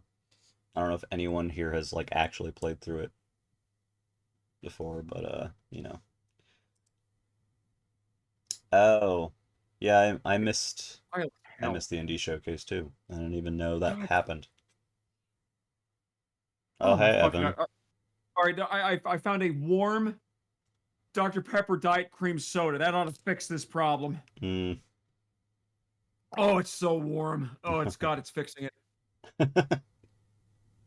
Mm. Oh god. It's like fucking neutralizing an acid with a fucking base. Dear God. All right, so I mean, we don't make a lot of threats on these streams, Oh, but like, God. the f wrong with you, Dots? Salt on fucking Dots? Who hurt you? Oh, Who fucking hurt you? hang on a moment. Fucking God. Thank you for the follow, Dan Yankees. There's nothing I Let's get back to a fucking murder-suicide. It's more enjoyable than those goddamn dots. Her name is Emily. Gotcha. Great, now I'm a father again. Fantastic. Now I know her name. What the fuck is wrong with you, Dots? All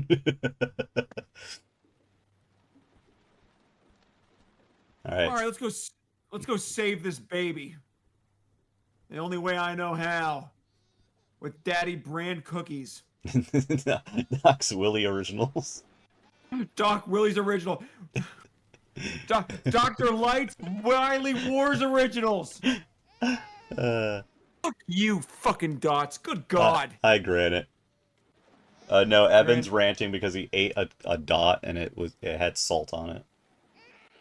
And they fucking mock you on the back of the box, like, oh, which of these dots is different? Which one's unusual? It's the one with fucking salt on it. God. All right. The fuck am I supposed to be doing here? Taking care of the baby, but you can't because there's blood on your hands, I think. God, that's how they get you. So you gotta wash him again. And miss all the water in the process. Alright, this man doesn't need water. Alright. Alright. Now we're equipped. Alright. Let's kick this baby's ass. What? Hi there, Emily. So, what seems to be the problem, huh? Oh, going by the smell, I got a pretty good idea. No more enjoyable than the dots. Oh, God. Okay. Cream soda's vile. How do you do this again? Oh, good. We get to change the baby diaper. Great, yeah. Have a fucking flashback to that part of my life.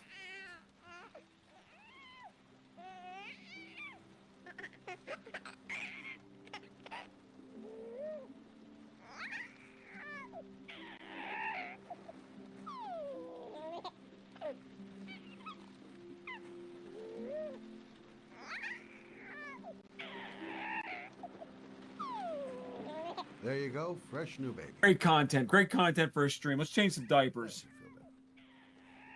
Right, Emily?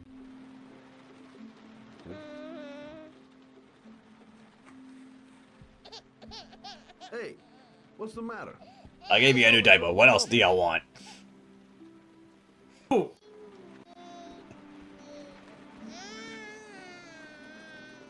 There's a lot of pills in this apartment. You can probably feed the baby. Oh. There you go. I guess I better warm this thing up. It breeds bacteria if you warm it up. Don't do it, Shelby. And it says, did you miss the clue in the diaper? God. Alright, I think that's about warmed up for now.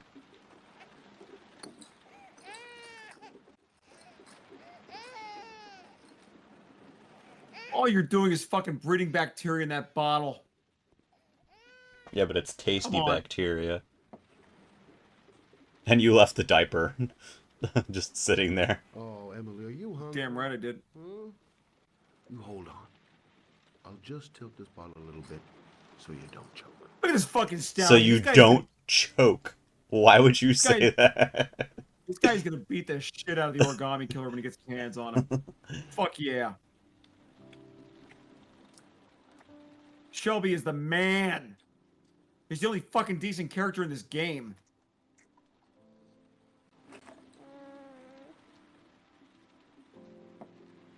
Damn, you drank the whole damn thing? Oh. Burping, rapid burping ensues. This is the content. Love seeing the viewer count just surge as we change a baby, feed it, and burp it. You're feeling good now. Don't ever change, chat.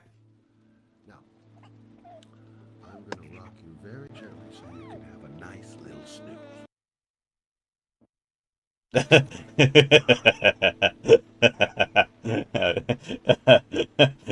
Missed opportunity.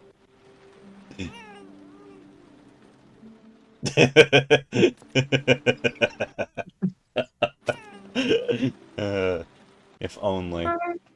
Oh. You gotta move with the controller. You should have to.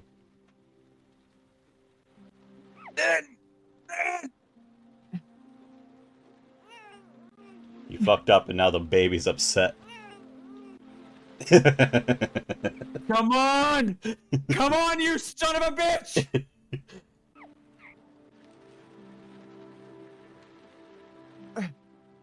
Come on, Shelby!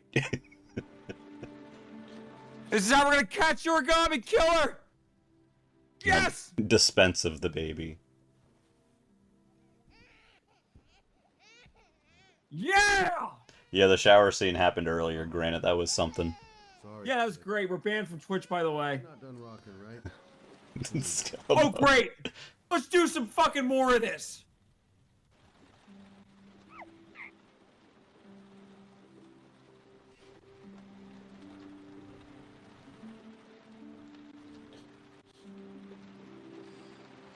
Anyway, mom's dead in the meantime. Careful. Kaboosh. Any fucking parent who's ever Sticks had the a newborn landing. baby, and I've had fucking 3 of them, guys, there is no scenario where he puts that kid down and that kid is not screaming 1 minute later. Let me tell you. All right. All right, we are hot on the heels of this killer. We've fed and changed the baby. That woman has to be dead. She is dead. She lost like so much fucking blood. She has he to just put her in a bed. Oh no, she's still alive. All right, fine. Let's examine other things in this fucking room because we live in hell. Thanks for looking after my baby. I didn't want to leave her. I just couldn't cope anymore. Just not having Jeremy around. He was such a good boy. From the beginning of the game? Anyone would want to hurt him. No, is that Jeremy? From his opening chapter? Is this the same woman? Doesn't Jeremy's father live with you anymore? He disappeared. The day after Jeremy. I don't even remember Jeremy. I don't know what happened to him. I've played this game 10 times. I legitimately do not know if this is the same woman from the first chapter. Maybe he couldn't take it. Ever since I've had to look after Emily all on my own, and Chat, is this the same woman from the beginning of the game? I don't even remember the beginning of the game. I mean, I remember that there was a beginning of the game. Did your husband say anything before he disappeared? Did he leave a note or something? no. He left the house without a word, and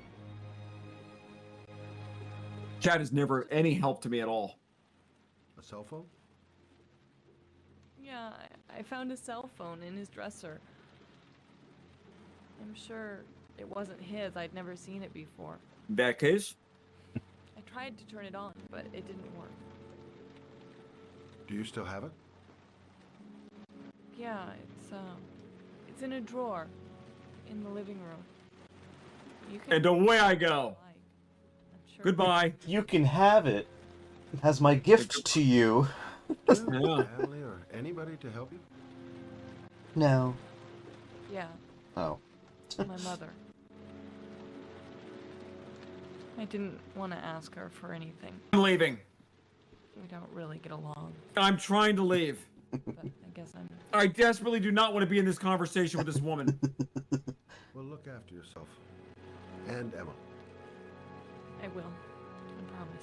Scott is the only fucking decent person in this fucking game. Oh my god. Can we take a shower in her bathroom now? I wish we could, but you know, David Cage, so no. Okay, drawer. We're looking for a drawer. We need a drawer of some kind. Oh, there it is. Where? To the right of the baby. Alright. Got it. I desperately... The only do thing not- in that drawer. I do not want to engage with the baby. I'm desperately trying not to engage with the baby. It won't turn on. Interesting. Let's That shake. looks like Ethan's phone in the box. Please, please let me leave. Please let me leave this room. I don't want to be a father.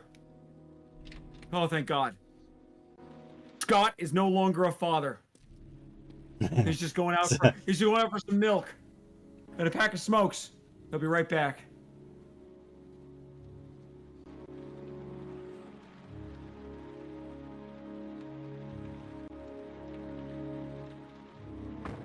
So why was he here again? I don't even fucking know.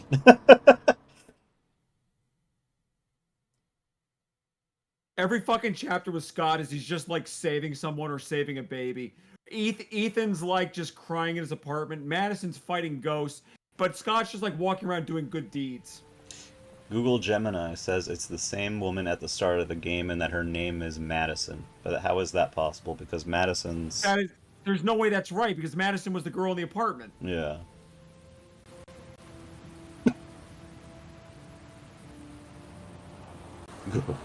Google is a liar.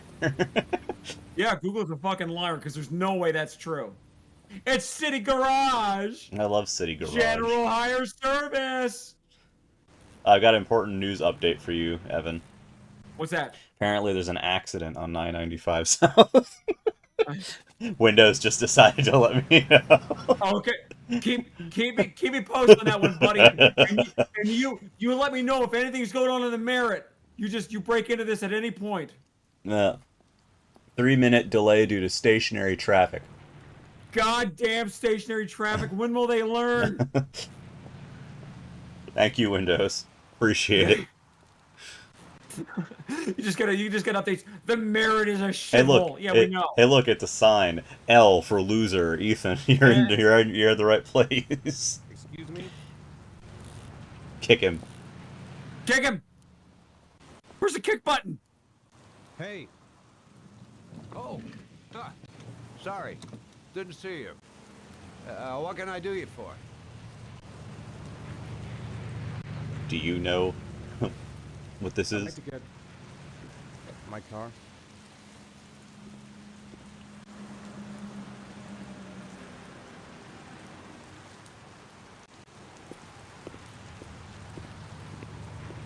Yeah, my car. Hey, you're a pretty patient guy, you are. That car's been there for 2 years. We took it out for a drive every month and checked the tires and batteries, just like you said. 2 years, huh? Here, It's the 3rd floor down. The service elevator is at the far end of the garage. All those stairs. Hold on, I get some ice out of our bag of ice character. Hmm. Anything to get that fucking salt out of my mouth. Good God. Why? Why would you put salt on dots? Like, You have yourself a good one, Chief. like, is there just like a CEO sitting in a room somewhere just laughing his ass off right now? I'm glad there's a split shot showing the keys. We should do that in Shades of Horror. We should be just split shots the entire game. Real question is, how's he gonna know what car it is? I'm sure it's got It's got a beeper button. booper It got a on it. beeper booper on it. Yeah. All right, beeper booper. I can't tell if that has if that's a fob or just a key. Oh no, it is a fob. All right. I'll be taking that. We thankfully needed to use the split shot.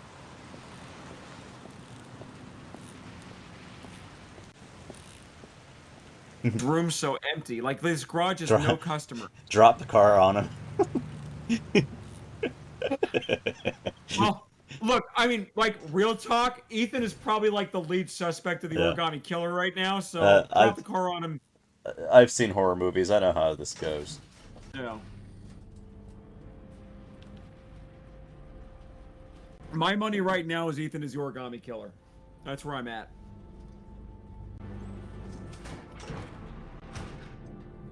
It's fucking Batman's garage from those 2000 movies.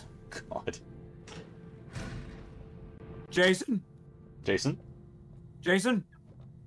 Ah, there it is. Oh, there it is. Old Blackie. There you are. Oh, actually, it's Gray. Old Gray. Gray. I'll never forget the... Oh, no, it's the one back here. Old Rusty. Look at old Rusty. Ah, just like the day I bought it.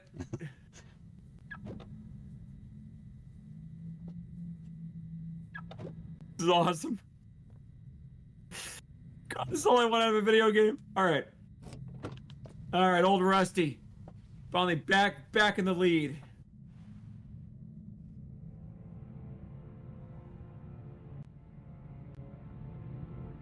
Oh, what's in the glove compartment? I hope it's a gun. I hope it's a second loaded gun. I guess it was nothing. The fuck am I supposed to be doing here?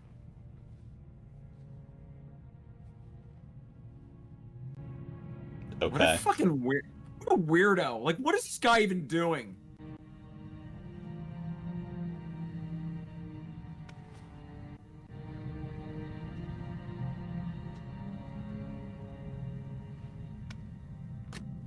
Old Rusty. No, it's a GPS. All Okay. right. Let's floor it, baby, right into that wall. Your destination is 4 miles from here. It's nice and close. Leave the parking lot and take the first right. There's a good Wendy's over there. Yeah, thankfully the GPS was pre-programmed 2 years ago. Yeah. To tell him where to go. Let's drive! Lightning McQueen style. Yeah. Look how shitty this car looks. Right into traffic. Right into traffic. It really fucking looked like he was going right in that car. Right. Roll credits. Roll credits. The killer's dead.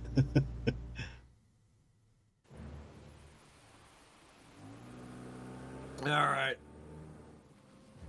We're on I-85. Well, we're on I-95, but the stop traffic has... Your destination. Are you ready to show your courage in order to save your son? What? Listen carefully. Take the highway and drive against the traffic for 5 miles. If you haven't reached your destination in 5 minutes, you will have saved. So this seems crazy to folks, but again, me and CMM are from CT, so like That's just how people drive. This is what it's like to be on the Merit. Your GPS says drive against traffic for 5 minutes, and if you are not fucking there, your kids are dead. Yeah. And then fucking Eversource shows up at your door with a new bill. True. Sean! Die? I'd do anything to save myself. I'd do anything to save Sean, even drive on the merit! There's a die button? I don't want to die. Oh. Not here. Not like this. Not like on this. the merit! Not like this. If I succeed, I'll get more letters for the hangman. It's my only need. No turning. What is this voice? I don't. It's like a robot voice. It's like Microsoft Sam. Let's save Sean. Let's save Sean. Here we go. Careful. Careful. Floor it. Alright, let's go! Oh. A lot of good it'll do Sean if I kill myself on this highway. The way he says I've that. got to do it. For Sean's sake. I have no choice. I am a robot! Yeah! Or you can call the police. No, do that here. This is Connecticut. True. Alright, let's kick some ass on the merit! Oh yeah! Yeah! I gotta get this out the fuck! You nicked the mirror. They have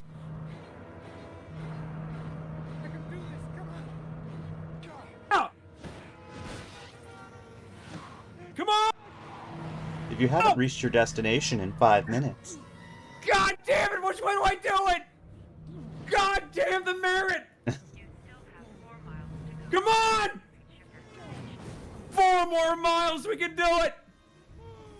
No! Oh! Yes!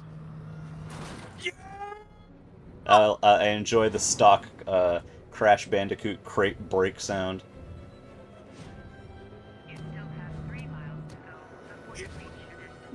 Some shit! The hubcaps.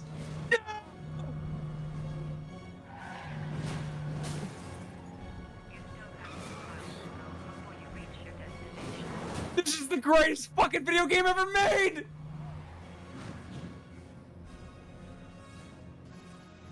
You still Speed have. limit 30! Not a much! Yeah!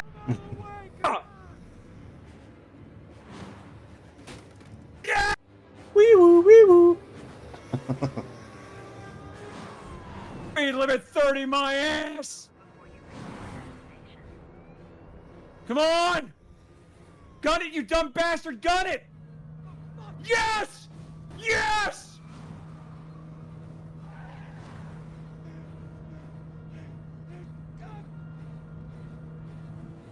We're going to Floor 7th it. gear! Floor it. 7th gear!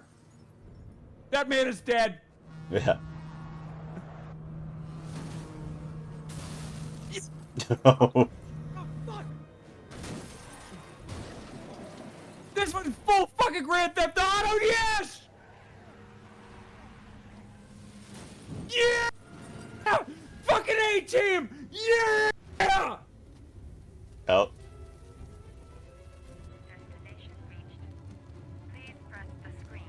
Please press the screen. To get to my job in Stanford! Please press the screen.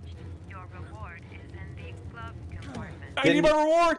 Did, Give me the GPS! didn't he already open the glove compartment? Give me the fuck! I fucking earned it! I played Crash Bandicoot!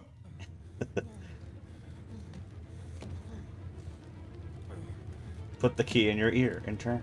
Come on! Come on! Yes! Gimme! Oh, thank God, it's a video. We It's a have the vi- N64 it's expansion pack. it's a video cartridge for my cell phone.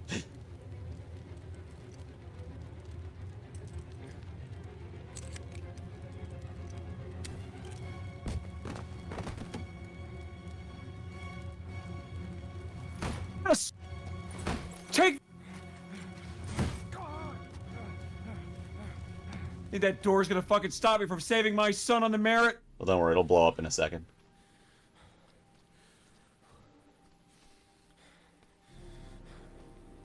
I thought they were gonna have the car explode. Thankfully, the police gave up.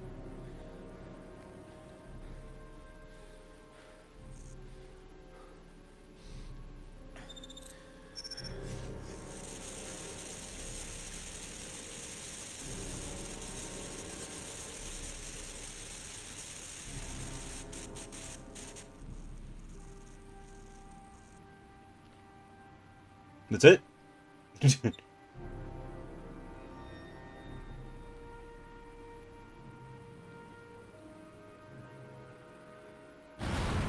Ah, there it goes.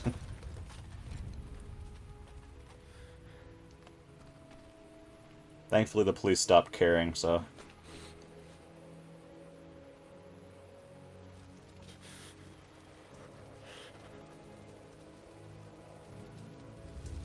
God, Eversource doesn't fuck around.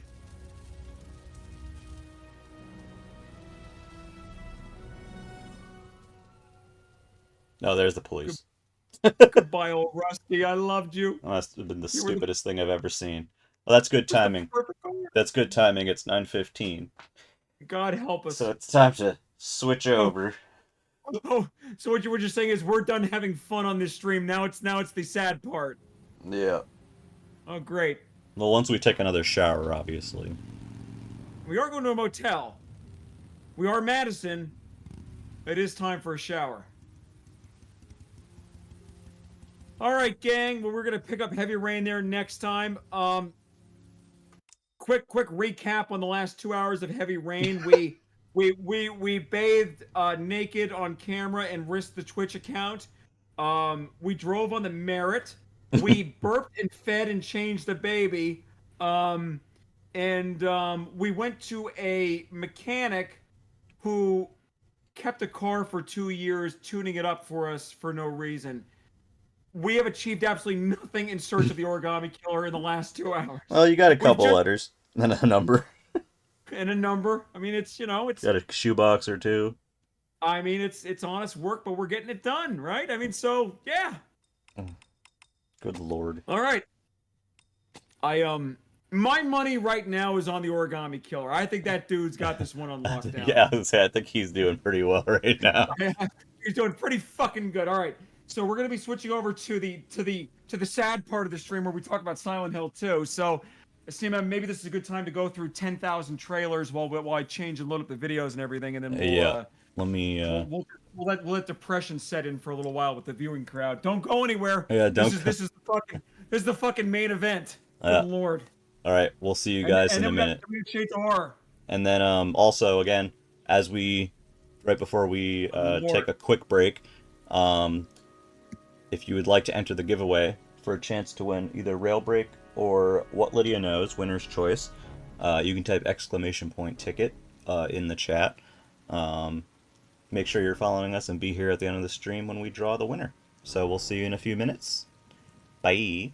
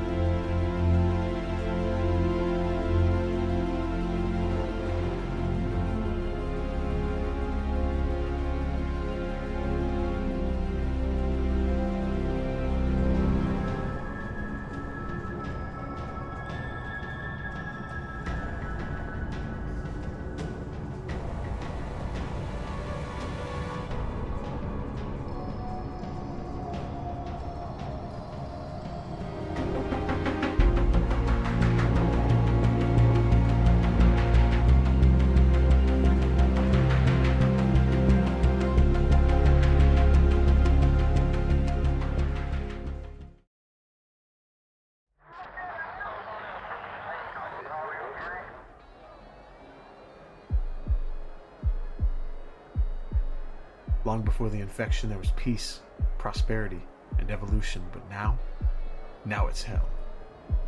The dead are everywhere. The smell of rotting flesh fills the air.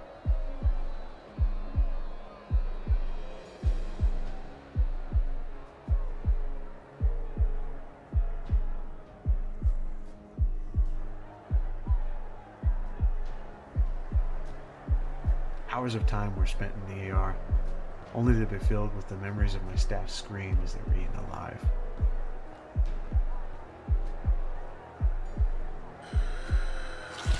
Rookie mistake, but I survived. They won't. This city is not for the dead, but for the living. I will escape this hell at all costs, and we will wake from this nightmare.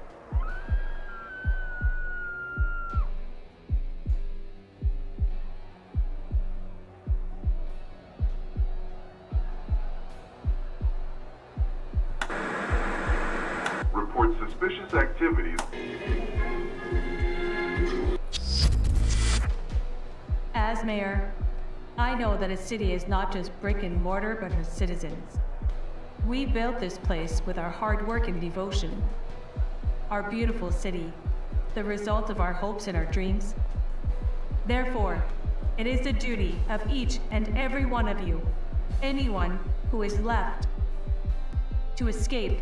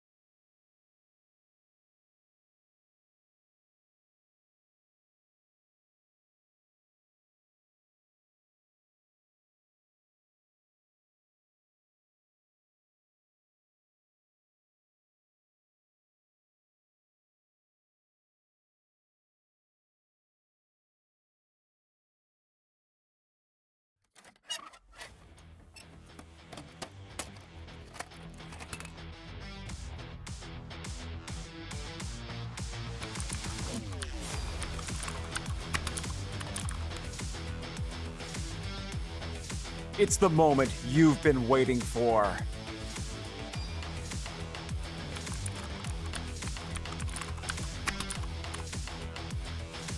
The most eagerly anticipated update for Railbreak.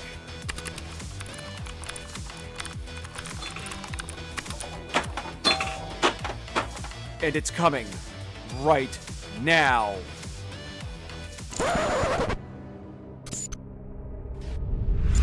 Hey, it's Railbreak. Wait, are you trying to beat my high score?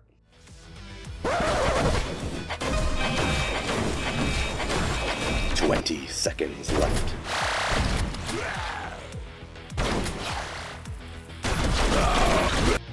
Impressive score. Super glitch active.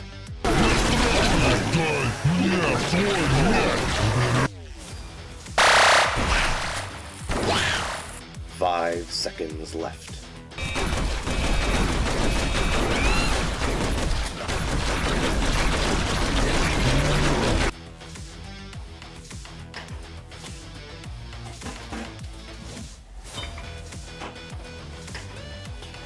Well, at least the snacks are free now. Right? Right?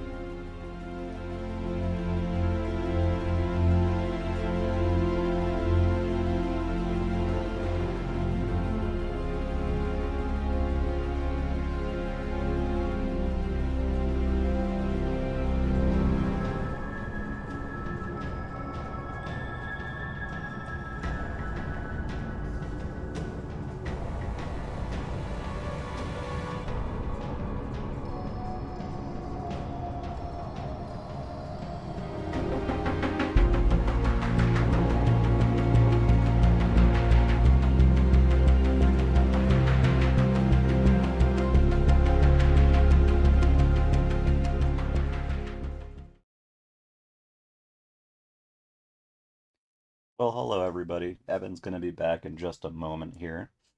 We're moving on to the Silent Hill part of the stream. We're, of course, going to start by taking a look at the original Silent Hill 2 story trailer again to refresh everyone's memory, and then we're going to be taking a look at the Silent Hill 2 remake story trailer, which was released, I believe, yesterday or the day before. Evan and I have not seen the new story trailer yet for the remake. We'll also be taking a look at the some new gameplay from the Silent Hill 2 remake, as well as the PS Blog hands-on post about the remake and kind of talking about some of the changes and differences. Evan has mostly not seen the new stuff, so it's definitely going to be interesting. Oh, hello. We are Hi. live. All right. I was just telling them what we're about to do. Regret our existence? Yeah, that's probably. That's perfect course. All right. Well, unfortunately, all of us in chat, this is unavoidable. We unfortunately exist in a year where a Silent Hill 2 remake is coming out, and we're all basically paying for things that we've done in our lives to lead us to this point. So, God, yeah. Evan, are you familiar with Ecstatica? I don't know what the fuck that I is. don't actually know what that is either, Bad Wolf. I'm kind of curious. I don't know what let us know what platform and what it's like, because I'm actually kind of curious now. Yeah, I'd love to hear about stuff. All right, folks. So this is a continuation of our series on Silent Hill 2. We actually started this back in October of 2022 when the remake was first announced. If everybody remembers that, that was right after the Kickstarter for Shades of Horror ended. A game that will be a better fucking Silent Hill 2 than this. But we're here to analyze Bloober Team, champions of men that they are, and people and others. Released a new Silent Hill trailer. So as we do with new media, we take a look at it. I have not watched any of this ahead of time. The only thing that I have looked at ahead of time with this was the PS Blog GIFs, and boy, do we got a lot to talk about with those GIFs. But the plan here is we're gonna watch the original E3 2001 trailer for Silent Hill 2, which was a masterclass trailer. I believe we are watching then a remake of this trailer that Bloober Team just heroically released 2 days ago, which I'm seeing for the first time. I did not watch any of this in advance.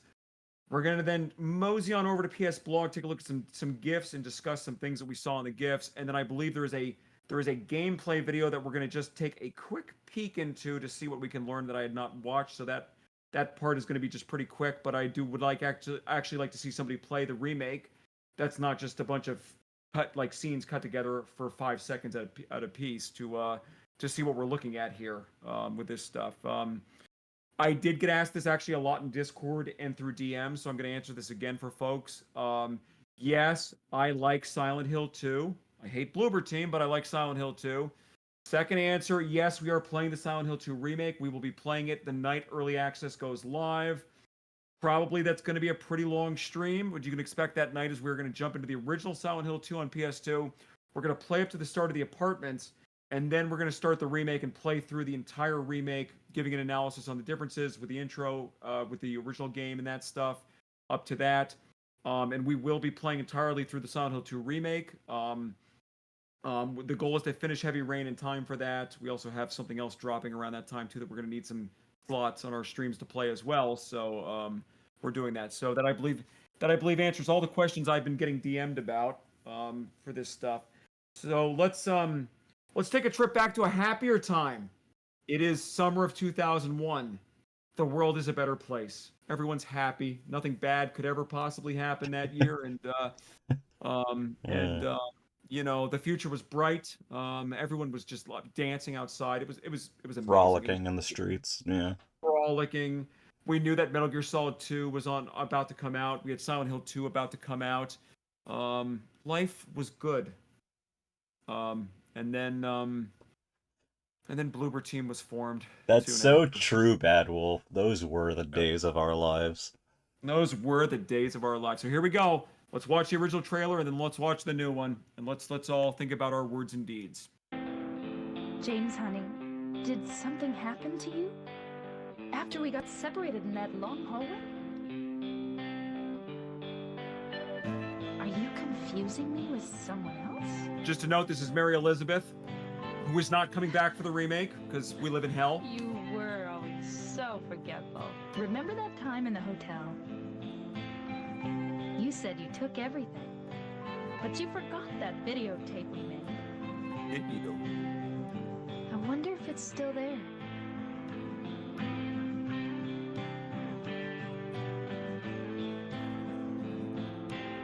I'm not your Mary.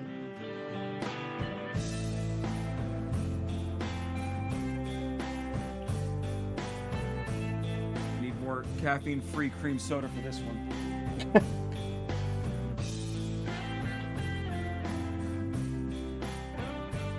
Are you taping again? Come on. I don't know why, but I just love it here. It's so peaceful. You know what I heard? This whole area used to be a sacred place. I think I can see why. It's too bad we have to leave. Please promise you'll take me again, James.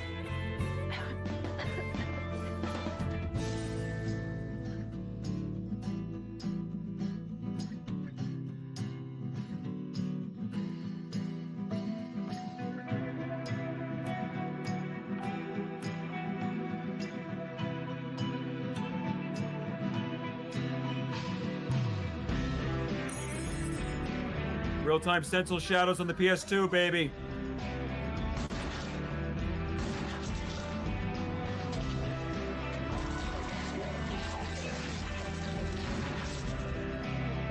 Just put the gun to their head.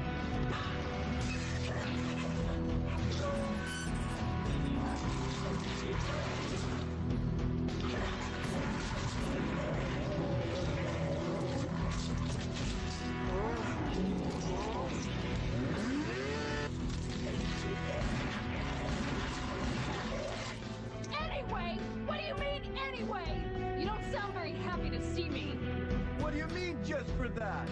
Eddie, you can't just kill someone because of the way they looked at you. Yeah, they have to be your dying wife. Why didn't you try to save me? You tell him, James. That dead wife of yours. I've never been so scared in my whole life. Like that stupid dog. He had it coming too.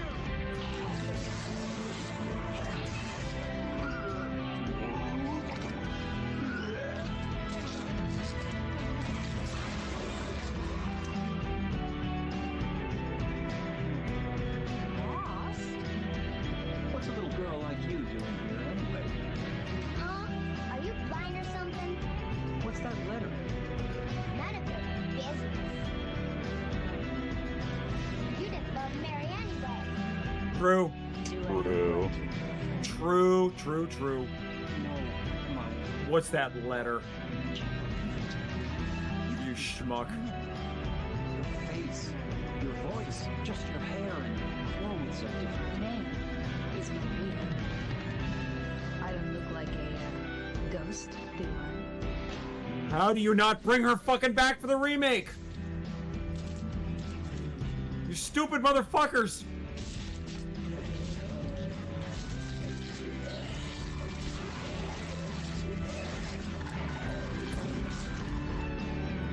Oh, it's you.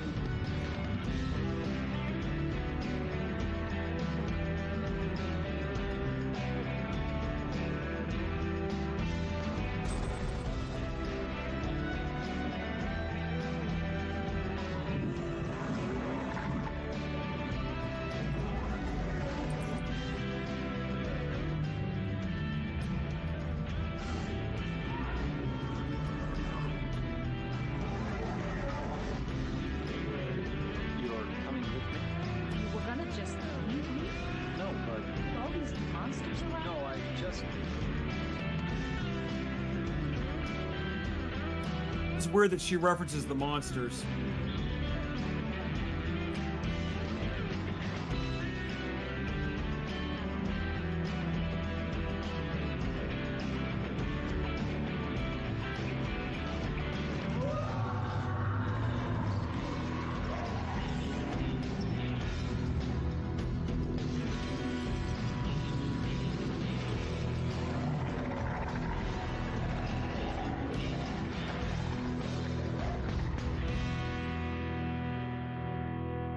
I'm here for you, James. See? I'm real.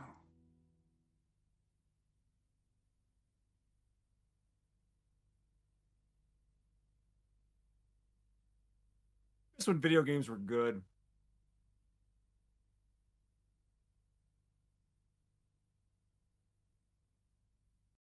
All right. All right, That, baby.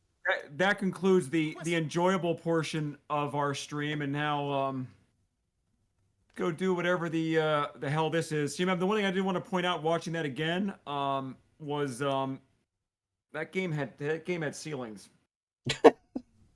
Game had ceilings. All Always right. good to have ceiling. I have never seen this before, but this is apparently a remake of that trailer, and you know it's going to be a good remake of that trailer because 5 minutes and 42 seconds. This is a tight Bloober Team 327, gang. Consider that a blessing. I honestly, maybe they're doing us a solid here. All right, so that is basically, I mean, that is as perfect of a survival horror trailer as, I mean, it's perfect as a fucking video game trailer as you could possibly get. Communicated the story perfectly with the game. It gave you the hints in that trailer that James is a fucking piece of shit. Because even the fucking little girl's looking at him like, you're a dumb shit and you're an asshole. Combined, you know, amazing music with, at the time, that was, again, for folks, I know a lot of our crowd is on the younger side, you know, in their 20s and stuff. Real-time stencil shadows in Silent Hill 2, that was fucking great on the PS2 back then. Great real-time lighting. It wasn't fucking vertex lighting bullshit. It was not, I don't think that was actually point lighting, but it was somewhere in between, and it looked great, and the stencil shadows were fucking huge. Because for folks who were around back then, remember how big the stencil shadows in Doom 3 were at the time. How fucking big of a deal that was. And this was fucking 2-3 years before that was really getting shown off. You know, graphically it was a big deal. The CGI was fantastic for the time. And I mean, this was also the age of Metal Gear Solid 2, showing off their trailers and stuff like that too, which obviously this didn't really compete with them from a cinematic standpoint, but it was still pretty fucking good. So, without further ado, let's see Bloober Team's take on this. God help us all. James? Honey? Did something happen to you? My fucking God. Separated in that long hallway? Are you confusing me with someone else? Fuck Bloober Team! Fuck you! You were always so forgetful. Remember that time in the hotel? Are you taping again? Come on. I don't know why, but I just love it here. It's so peaceful.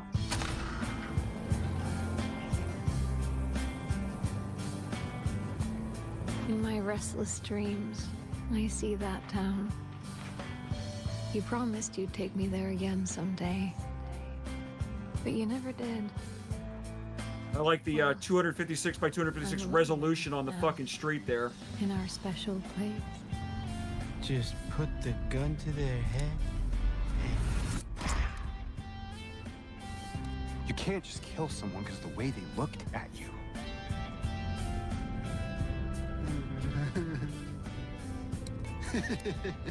I was supposed to like Eddie in this. People were DMing me. Let go! I'm sorry, Laura, but I can't let you just run around. What the fuck is wrong with his face? By what? This place is different from what I remember.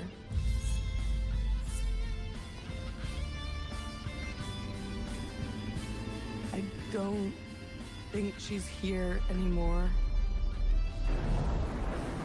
This whole town Might be best if you just get out of here. Yeah, you're right. You said you took everything. But you forgot that videotape we made. How do you know about that? I guess Mary's from Texas now. Aren't you Maria? I'm not your Mary.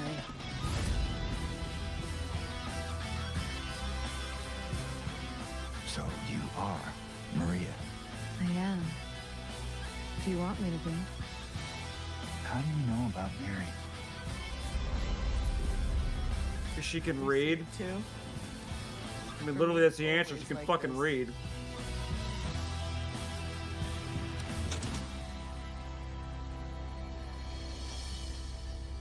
Doesn't matter who I am.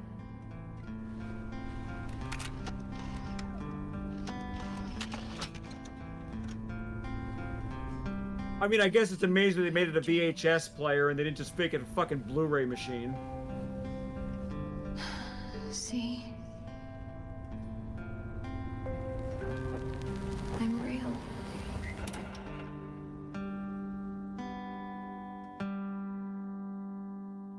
So, everybody who fucking DM'd me when this came out saying this was an amazing trailer and Silent Hill 2 is doing great, this is good to all of you?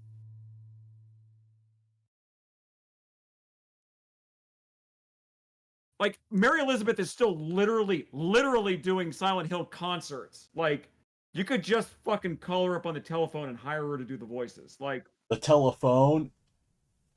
you could just, you know, call her. She fucking literally goes around with Akira and just fucking does the songs. Like, I'm sure she would have helped you out with your little fucking fan project here, Bloober Team. Like, okay, I mean, let's just, I mean, we already knew this was gonna be a 45-minute fucking segment. Let's go. I mean, let's just. Cool.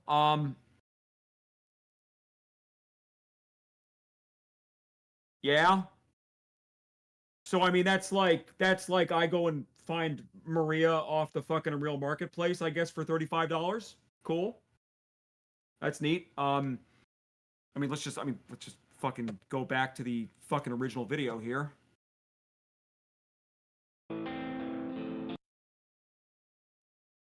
Is that the same outfit to anybody? She looks like she's from fucking Vegas. Maybe she is. Maybe she is from Vegas. I mean, and there's nothing wrong. There's nothing wrong with being Maria from Vegas. I mean, that's great. So the jacket, she's in some sort of leather fucking jacket. This thing looks like it's made out of cloth before then. The hair is a very different color. That's fine. I mean, you know, that's cool. And yeah, it's even a leather skirt. She's wearing a leather skirt now too. So, Yeah. I mean, they cared so cheetah fucking. print is gone. Sad. Yeah, they cared so fucking little. They literally could not even put her in the same fucking outfit from the original game for their little fan project here. I mean, this one's kind of stupid, but I'm just gonna fucking call it out here because, you know, and the reason why I called it the fucking VHS player at the end is because I was not expecting to actually see a VHS player. I was expecting to see a fucking Blu-ray machine. James, honey. And let's go to the next thing here, because all right, what a fucking better scene. Here we go. Come on. So, I mean, again, I know none of you were alive in the 90s who are watching this right now in our community, but this is very much recorded on a shitty old, it's meant to look like a shitty old video recorder that we all had before Sony fixed everything with their magical optical discs. I mean, this is fucking recorded on a fucking digital recorder. Again. Like on a fucking digital thing. Look at that. I don't know why. Like, it's not, but it's meant to look like that. So, I mean, little to no attention to detail here. His model, this is a frequent thing that I did say we we're going to spend some time talking about his model here. The lighting on the hair is wrong. I'm somebody who uses Unreal Engine 5 to, I mean, essentially pay for my kid's medical treatment, so I've got to be a little good at it to do that. The hair is glitched, lighting-wise. You can actually see that the light scattering on the hair is just completely fucking broken. The easiest way to see this is, it's not a mistake that they're using this scene here because they're trying to use the outdoor lighting to make it look like that his hair is probably pretty well lit here because, you know, it's outside and I guess in their version of Silent Hill, it's a bright sunny day. What's actually happening here, though, is, and I've talked about this on a few other streams, is they missed, there's a light scattering option for hair grooms, which is what he's using here, which is causing the hair to not actually do the lighting properly. And what they ended up doing here is kind of a very, it's kind of like a, I don't really know what the fuck I'm doing, but I need to fix the lighting on my guy's hair as best as I can. And you can kind of see it here. They increased the size of the strands of his hair. So they're kind of thicker. Like, think of it taking like a blade of hair and just kind of stretching it out width-wise. And the reason why they did that is because it gives better coverage for the head. So you can't see the lighting going through to his scalp, which is what they're trying to hide here. I know that that's what they did because the lighting in Shades of Horror for our models for their hair was broken, and I did the exact same thing to try to figure out how to fix it.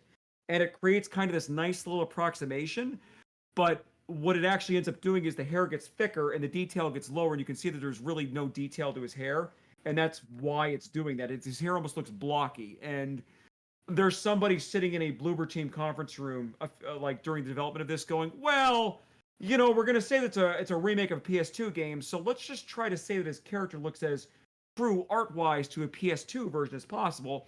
And you can kind of see that they tried to fake that with his jacket and everything, where his jacket doesn't. The normal map for the jacket's actually fairly simple, to stop the light from scattering properly on it. So they're gonna go, "Yeah, you know, it's pretty consistent artistically, and we'll just say it's art direction because we don't know what the fuck we're doing." So that's why his model looks so fucking out of place compared to any of the other assets, because like with the trees and shit, they went for the fucking like photorealistic trees that are like basically right out of the box in Unreal Engine. You can build this scene in Unreal Engine right here in about 3 minutes with some stuff off the Unreal Marketplace. I mean, this is like, it's just sucks. I mean, this is just fucking SSR'd up the ass. There's no other way to fucking say it at this point. So, for the ground and everything on the buildings here, for the materials in Unreal Engine, basically textures are used through something that's called materials, which is basically the code essentially that determines how things are lit, how they look, the colors of them. Do they have roughness to them? Do they have like specular highlights when light shines on them? Are they like bright and flashy, or are they very dull? Silent Hill 2 as a PS2 game, because there really wasn't technology for specular lighting and stuff like that, or real-time reflections or anything like that. It's got a very matte look, which looks great because everything in the fucking game is matte, is kind of matte. And you actually see it in the world versus the CGI. If you look at the Silent Hill 2 CGI, a lot of it actually looks kind of smooth and a little shiny. Even the character models look a little shiny. Because at the time, that was like great for CGI that Konami was willing to pay for it.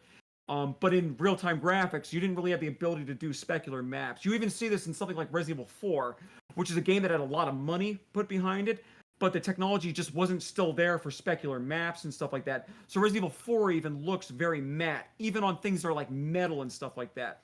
And the original Silent Hill 2 development team were good at their jobs. So they gave everything this kind of rusted matte look, and it fit really, really good here. Well, it's 23 years later, and the brain trust at Bloober Team has Unreal Engine 5. And Unreal Engine 5, for materials to like determine how your scene looks, there's literally a box that you can just set a number from 0 to 1 as a floating point number, 0 to 1, called specular. And if you set that up to 1 and you turn on SSR shadows, which is screen space reflection shadows, which is what these are, you can basically just make everything fucking reflective as fuck. And that's what this scene is here. There's somebody at Bloober Team who was like, you know what? We're going to tell people this looks really next gen because look at these awesome reflections on the street here. You go back and look at the original Silent Hill 2, the street had a very matte lighting. It wasn't really that rainy in that version of Silent Hill 2 for the most part. And the street had kind of a matte lighting that had a great art direction. This is just lazy as shit. Fucking just throwing reflections everywhere to claim that it's a modern remake because Bloober Team can't actually fucking determine what art direction is at any point in their lives. The lighting here, just because I know folks do ask me to go into this every now and then, this is just basically, there's something called a fog map in Unreal Engine. This is just a fog map set to gray, they took the volumetric scattering option, set it to like 4, and called it a day with the SSR. And to them, that's great. There's no real this scene again. You could build this in a Unreal Engine, this entire scene here, probably in about an hour flat, and make it look just like this, and have the same visual quality that they went for here. One thing they did do here too, you can kind of see it in the back. I don't know if you can actually see my mouse, but in the back here, they kind of had like kind of a fight here, because I can tell that they were kind of fighting to use matte to try and align things with the character model that they used to kind of hide their lighting issues, while still wanting to go crazy fucking specular reflections all over the ground. And that's kind of why the buildings don't look right in the background. You can kind of see that they have the trims here. If you were closer to this in the engine, they would be reflective as fuck. But they try to turn the specular on the buildings here to kind of make it look a little more matte in the background, and it just looks fucking awful, because there's just no cohesion in this scene at all for how they're doing the lighting. And then he just threw a fucking fog map, a fucking, like, right out of the box, Unreal Engine fog map on this thing. They set the height fall off to like fucking 1.5 or some shit, aligned it with the ground texture, and they got millions of dollars to do this. You promised you'd take me there again someday. Great job on not even having the voices be close. I'm alone there now. Same here. This is basically the same thing here. Everything's reflective, because they're trying to make it all look wet with the fog. It's not actually raining in this scene in the original game, I don't think. But the idea here is that it's just all fucking reflective. I got a lot of DMs about Eddie, about our boy Eddie. Here, this is an achievement to folks here. Let's go back and look at the real Eddie.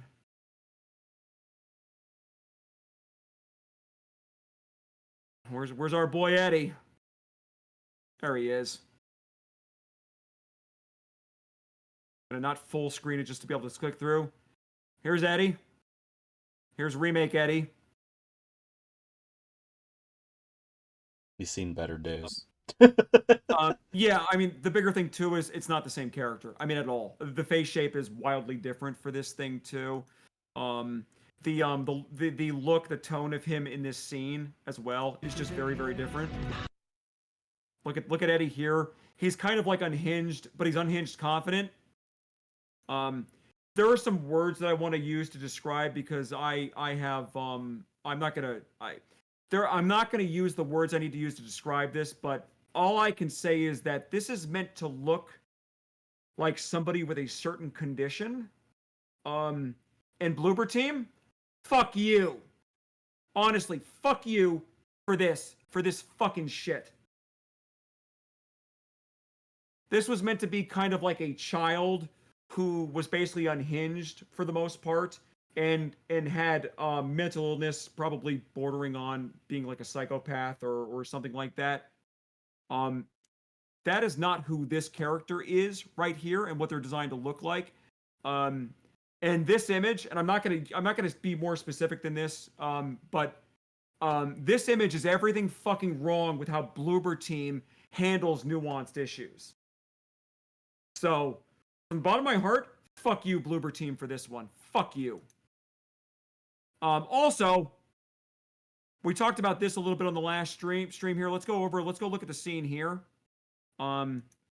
This is also some other subtle fucking Bloober Team being an asshole, and this is also going to color where James's character is going in this fucking piece of shit remake. Let's watch the scene here. Just put the gun to their head. Oh, I thought James follows that up immediately. Hold on.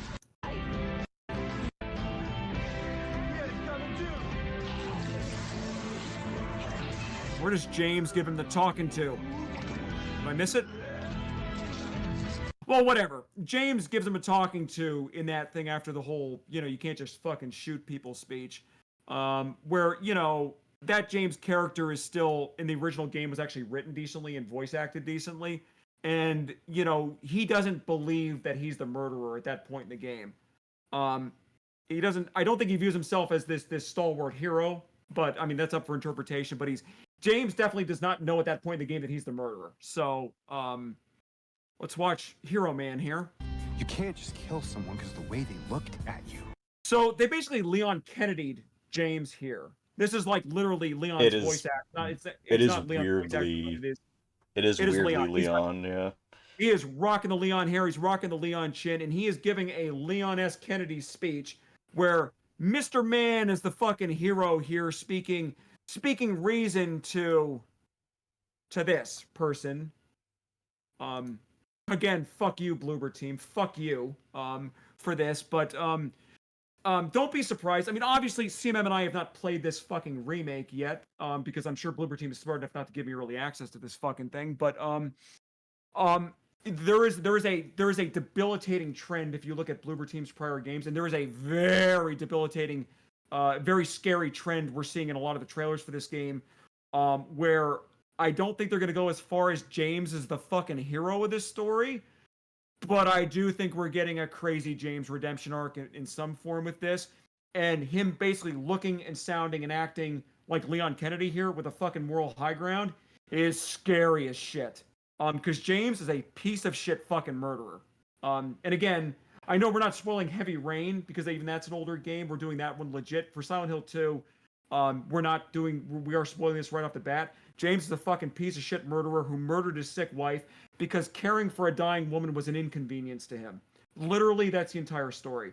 How does the child who runs into him know that he's a piece of shit? Well, he's literally carrying around a fucking note that basically says he's a fucking piece of shit. And that kid has the reading ability that James could never hope to have, because a major fucking plot point in Silent Hill 2 is that James has the goddamn fucking note on him but refuses to actually read it. And the more you look at it during the game, if you look at it a lot, James eventually the note is eventually readable during the game if you keep looking at it. Also, again, we're not hiding any spoilers for Silent Hill 2. Mary's in the fucking trunk of the car at the beginning of the game. Like, this dude is king dipshit. He's a fucking murderer asshole. Probably, and this one's a little bit of a stretch, but a lot of the lore is there, that he is also potentially a fucking rapist in this game. So it's great. It's great to have him talking from the moral high ground to a character that was kind of an unhinged psychopath in the first game and is remade into a very offensive caricature of people with a condition, a mental condition that is not indicative in any way of them being a psychopath or a murderer or anybody bad. So, from the bottom of my heart, as always, fuck you, Bloober team. You're doing a fucking shit-ass job. And I honestly don't know how they fucking keep getting work, but we're only 40% of the way into this goddamn fucking trailer. Let's go. Let go! Sorry, Laura, but I can't let you just run. Don't know what's fucking wrong with his face. I mean, this is minor in the great scheme of things for all the sins they're fucking committing with this fucking remake. It doesn't even goddamn fucking look like James. So, also, Bloober team, for how fucking bad you are at just building an art direction, here's fucking James. 35 seconds after. Where's fucking Leon S. Kennedy here? It's not even the same goddamn model.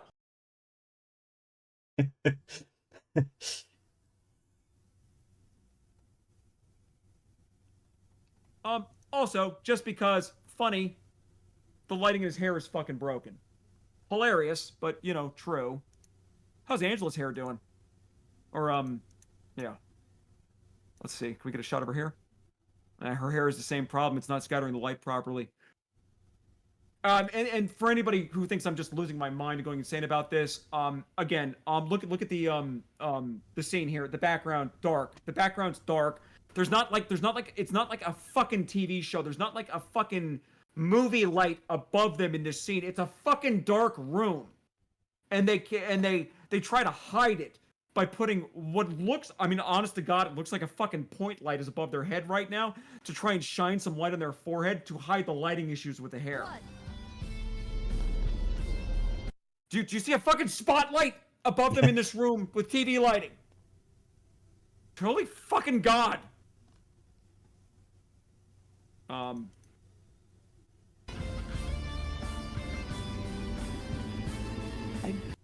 All he's sitting here thinking is, I am so much better than this woman. I am the hero of this story. Also, again, no consistency with the model. This is like a different fucking face model than the last two scenes we just saw him in.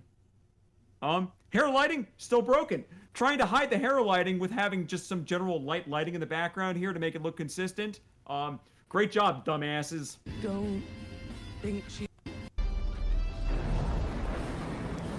Broken hair lighting is. There's no light above his head. The shiny hair thing always freaks me out.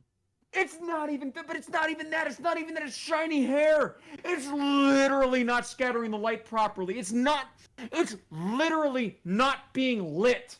Like, it's like a fucking child with a box of crayons making a video game. Really, everybody in my fucking DMs, I'm supposed to be impressed by this. Everybody fucking beating me over the head about how amazing this trailer was. Good lord. This whole town. Also, what the shit is going on with the fucking reflective floors in this game? Look at this. It's like a fucking flat plane with the specular map set to 1. And then you get to the fucking background there and they're like, yeah, but it'd be a little crazy if the walls were that reflective. So let's just set that back down to 0. There's no cohesion in how the scenes are lit or even how reflections are being used. Whole town. Might be best if you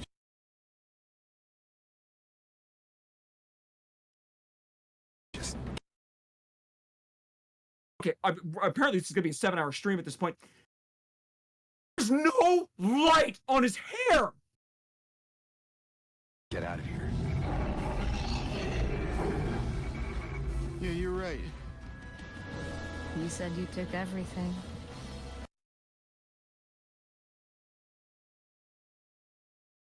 I hate everything about this image. But I think the thing that I hate the most is, again, her hair is not being lit correctly. You forgot that video.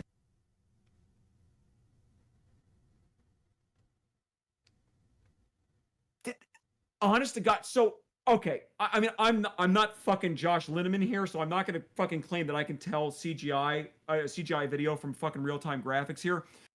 This, honest to God, though, does look to me like this is a real-time cutscene. And I think what we're kind of actually seeing in these cutscenes is to hide the head and hair issues. I do actually think they're fucking putting a spotlight above his head, like a white spotlight, to shine some light down on his head in all these cutscenes to try and hide the hair issue. Because, I mean, I think we're seeing it now in almost every cutscene that there's almost like a white light, like they're like on a TV set, right? And they got the light above the heads. Nothing in this scene is lit consistently. Tape we made. Hey, Apophis has a question for you. What is worse? Please, God, anything to make me end this. What is worse, that trailer or the salt-flavored dot? How much time do I have to think about the answer to this question? Because, like, I mean, it's not immediately, like, a quick one, but, like... You know what, Dots? You're doing an okay job. I'm less angry at Dots right now than I am at Bloober Team. Different face model, by the way. Honestly, honest to God, the face model over here and the face model over here, I think, are actually different. I don't know what's going on there. You know about that. I do not know who this character is. Like, I know, like, in the way that, like, I know about ancient Greek history, you know? But, like, this is not a character from Silent Hill 2. Flat out.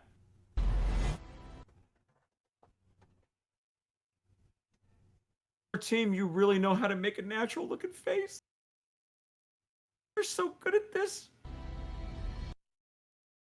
Spotlight above his head. Okay, we're now doing this game now. We're trying to find the spotlight in every fucking scene that he's in to hide his hair. Because, like, it's funny, Seaman, because you can actually see it here. Yeah, it's... Back hair is still not lit correctly, but they try to force, like, almost like a little bit of shading on it to, like, convince you. Aren't you Maria?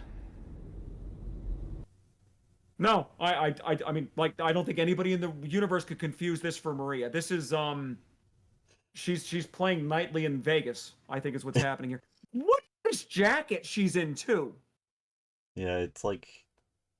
I can kind of see what they were going for, but I don't know. I love that her hair is just lit. I'm not your Mary. Yeah, agree. Okay, we're actually in agreement on something. This is fine. Again, dark room. The lights are in the center of the room. What is lighting his head?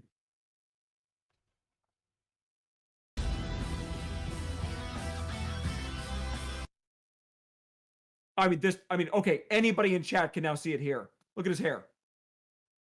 There's no lighting on that hair. Nope. Okay, dark room. Literally, free one here, chat. Dark room. What is lighting his hair? Tell me what is lighting his hair in this scene. God. Okay, we're moving on. That's his halo. How do you know about? All right. Oh God. Always like this.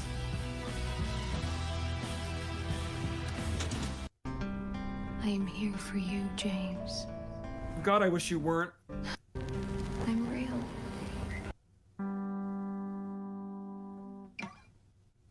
Who is this character? Am I though? Am I real?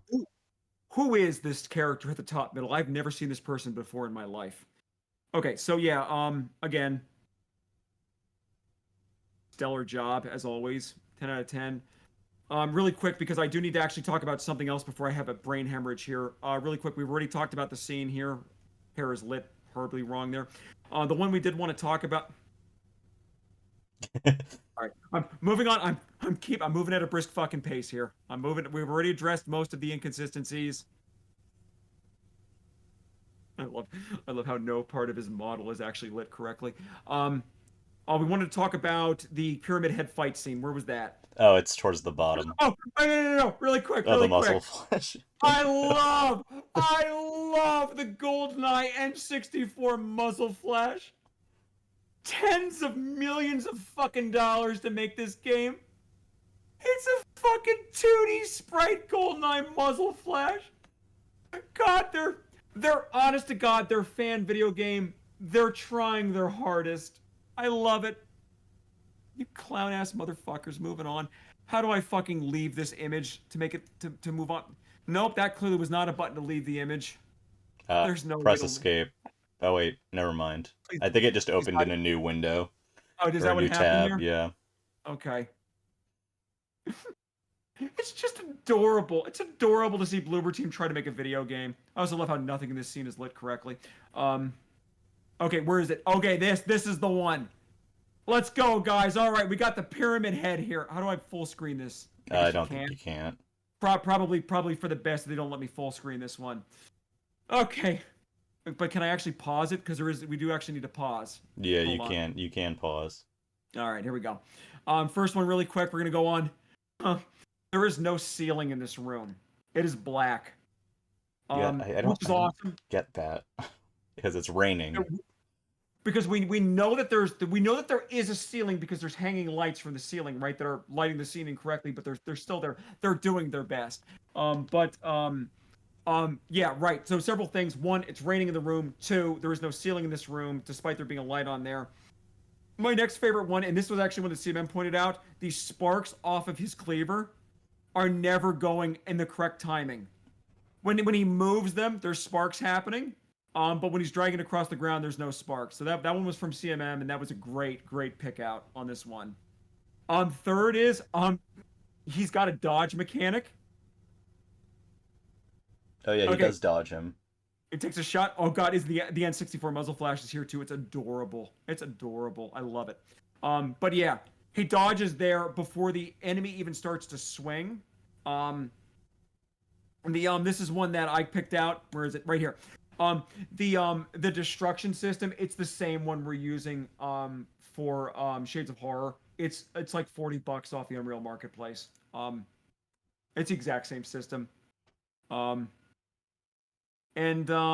Yeah, I don't really know what else to say here, except that, it's just, you can just basically look at any scene in this game and just pick out a million things that are, there's no attention to detail. I mean, because they don't care. I mean, they don't care, which is why there's no attention to detail to any of this. And do we actually have... Yeah, okay, so there is actually a light when he fires the gun, though, so we're going to give them some points for that. That's huge. This scene... me and Sam really tried to get to the bottom of this one. What is happening in this scene? I was looking at that screenshot for like a good minute and trying to figure out what was happening, and it's just not a good screenshot. Yeah, so couple quick things here with this, and then we're moving on from this because I'm sick of talking about this now. Again, there is this magical light above him to light the top of his model to hide the hair lighting issues. the rain is not being lit properly. You can see that the rain in all directions is basically the same level of lighting. So there must be an endemic lighting issue they're having across the game. I mean, because clearly it's popping up in a lot of different places.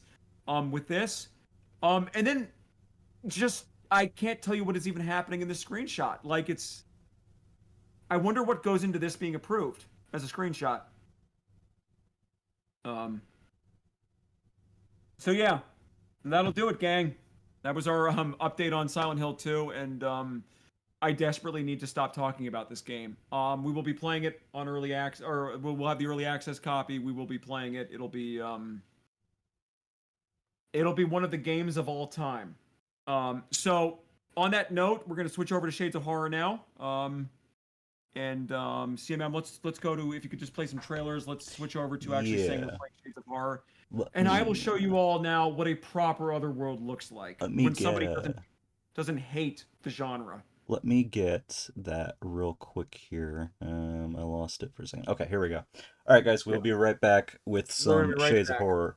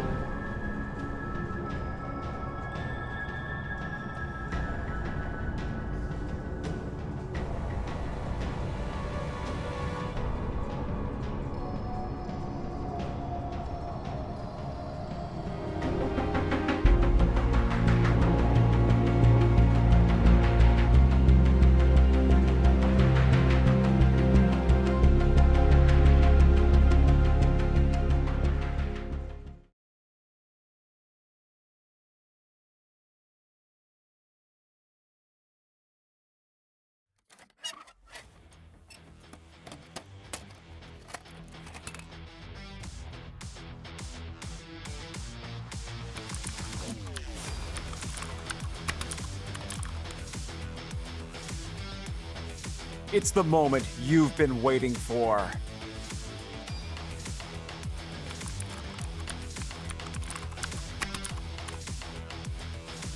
The most eagerly anticipated update for Railbreak.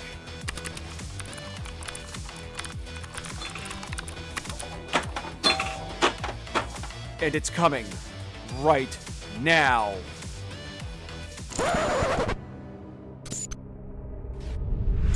Hey, it's Railbreak. Wait, are you trying to beat my high score?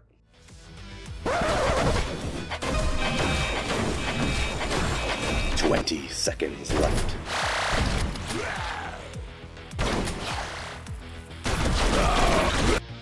Impressive score. Super glitch active.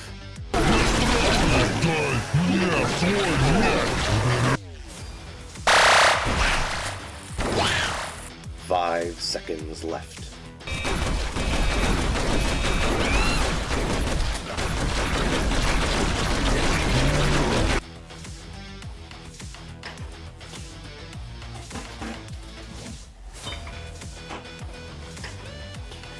Well, at least the snacks are free now. Right? Right? Time's up.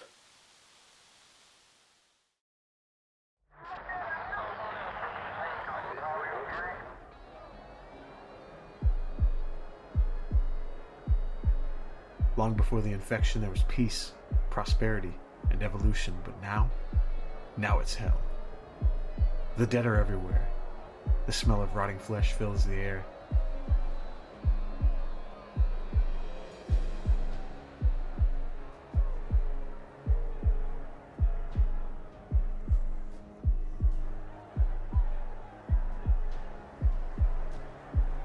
Hours of time were spent in the AR, only to be filled with the memories of my staff's scream as they were eaten alive.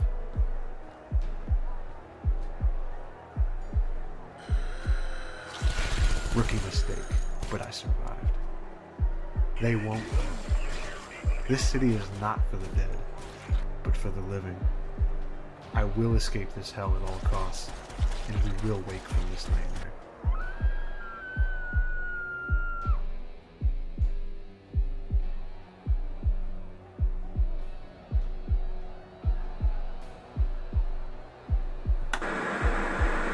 Report suspicious activities. As mayor, I know that a city is not just brick and mortar, but her citizens. We built this place with our hard work and devotion. Our beautiful city, the result of our hopes and our dreams.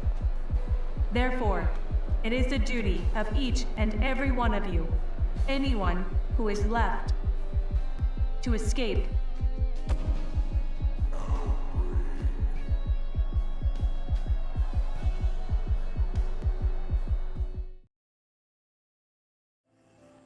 Hey everybody, we are back. Hello BX Latino Heat. BX Latino Heat! Real quick here before we get going, we got a couple of things. First off, if you have not entered the giveaway is currently active. You can type !ticket in the chat for a chance to win a copy of either Railbreak or What Lydia Knows. That is going to be winner's choice on winner's platform of choice. So do that. Make sure you're following us and stick around with us a little bit longer when we go to draw that. Second, before we get into gameplay today, you'll notice we're actually on the streaming rig here, so that Evan's camera and microphone are not dead. But more importantly, more importantly, we have a new trailer to show you guys, and I believe Evan, this is going to be put up on YouTube tomorrow. Is that correct? No, we're waiting because it's still actually not finished because we need the voiceovers for it. Right. Okay. So we won't post it on YouTube until the trailer is done. But again, this is another sneak preview for folks. Yeah. So we're gonna show you. This is you're gonna notice some similarities from the trailer, the early version we showed off last week. This is the complete convention trailer, is what we're calling it, because as we said earlier, we're at cons every month now. Through Malice Media, who's our partner with that and is doing an awesome job with it. And if you are at the Kansas City RetroCon this weekend, Malice Media will have an Outbreak table up. There were signed Outbreak games there for you to buy, as well as non-signed games too. There's some other Outbreak goodies there at the table. And this build that we're playing right now, this is basically the convention build, and Malice Media will have this build there at the con, where you can play the demo for the prologue, as well as play some multiplayer Shades of Horror too. So if you're there, he'll have Xbox controllers and rigs set up, and you can play co-op if you want, or play the prologue demo. Yeah, I believe that is besieged mode, right? That is besieged mode is there at the con. Yeah. So, yeah, if you are heading there, definitely check it out. Real quick, I'm gonna play the trailer, and then we'll get to showing some more stuff from the prologue, which has evolved since last week. Yeah, definitely. All right, here we go.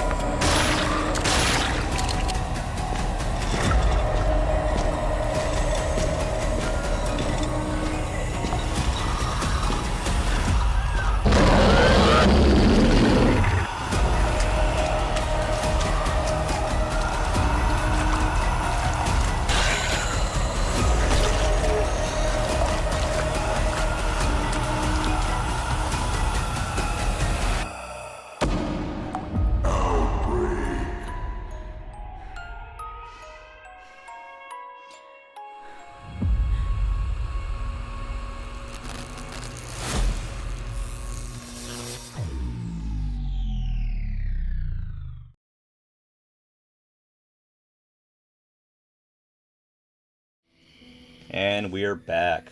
Oh boy, cheap viewers. One moment. Tell you what I think of cheap viewers. Oh no, they're banned. What's a cheat? What's a cheat viewer? It's a bot. It was a bot. Oh.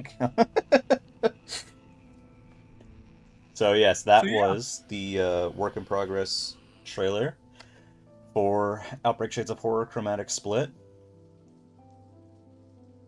Thank you guys. I'm very happy with that trailer. I mean, hopefully we did get a lot of positive feedback on this when we showed the FMV portion of it last week, where the FMV is the opening into Lydia's story, essentially. And that longer trailer is essentially our convention trailer that's going to be traveling around the next couple of months, for at cons and stuff, where we'll have playable Shades of Horror and playable prologue and stuff like that. Julia did a great job editing that trailer. You know, we had a very good idea coming into it. I felt like, and I think one of the reasons the trailers keep improving is Julia's very good at editing them. She seems to have a very good knack for knowing where to move scenes around, what order to play them in, where to make cuts and stuff, and where to make edits and stuff. So a lot of the flow there was her on that, and I'm really happy with how it turned out. We did a lot of new stuff in the trailer. I mean, obviously the FMV stuff is new, which I love. I've always wanted to do FMV based on like to call back to the original Resident Evil 1 on the PlayStation 1. And you can expect that FMV is going to be a part of our materials going forward, and even parts of the game in some cases where it makes sense for that stuff. But I love the idea of interweaving FMV into stuff, and then the other half of the trailer actually showing in-game prologue stuff, I'm also really happy with, because a lot of the tools that we built out in the engine, some of them were for gameplay, like the you know, like the new animation system where we can knock Lydia around a bit more and she gets like stunned and knocked over and stuff, and it looks really cool. But even stuff just basically for well, some stuff which is kind of middle of the ground, where we have the orbit cam in third person, which allows us to get really cool shots now just during gameplay. And then we even did some custom edits in our photo mode and stuff, and for how movement works, to be able to get really cool cinematic shots, like you saw there of, you know, Lydia walking through the tunnel with the camera looking down up at her, you know. And I just think all that comes together with just, you know, I'm getting better at making trailers. Julia continues to improve on editing them and stuff, and I think it's coming together to create a quality jump in our trailers, which I'm really happy with. So I like to see that we got positive feedback last week for it. Hopefully, folks enjoyed the longer version of it this time. But I think it's a great trailer, honestly. M317 asks, did you create anything for hair lighting? Sorry, I had to ask. Yeah, I mean, look. Do we have the main screen rep that's on right now? Yeah, we do. I mean, for 5 seconds, let's talk about hair lighting. You can see Lydia's hair here is lit properly. She has a spotlight to the right of her face, giving us that nice shine, that glow around the side of her hair there. She has a spotlight in front of her, and a little up off of that, a little red light there. You can see giving the nice red lighting on her face up to her hair. And then you can see that there's a spotlight far behind her with a little bit of blue lighting for that.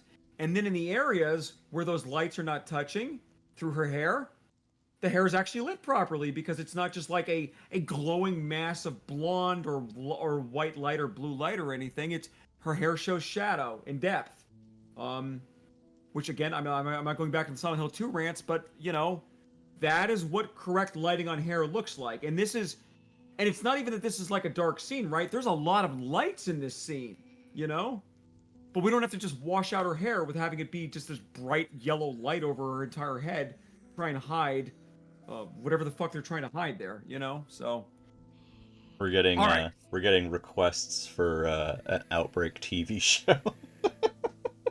While I was doing the FMV, I was honestly thinking about it, because I mean, like, you know, there's a lot of stuff that inspired me with the that intro, right? You know, obviously I went back and I watched the Resident Evil 1 intro, you know, which was FMV, and tried to look at why was that compelling, right? And the answer was, it was a lot of quick cuts. And one of the important things that we're trying to do with the FMV is we're trying to be able to tell the story without there having to be a David Cage monologue of each character saying, "I'm scared," or "I'm sad right now," or "I'm at a mall," you know? You know, and I think that one of the things that we showed a strength of in that FMV that we've shown so far is that That FMV, that 2 minutes of FMV that we've cut together there, that honestly pretty well without any voices in there, kind of tells the story of Outbreak pretty well, right? Cypress Ridge was a city that was, not a total shithole, wasn't doing great. They only had one Zarina to try and fix the place up. There's only so much one Zarina can do. But it was a functional city, right?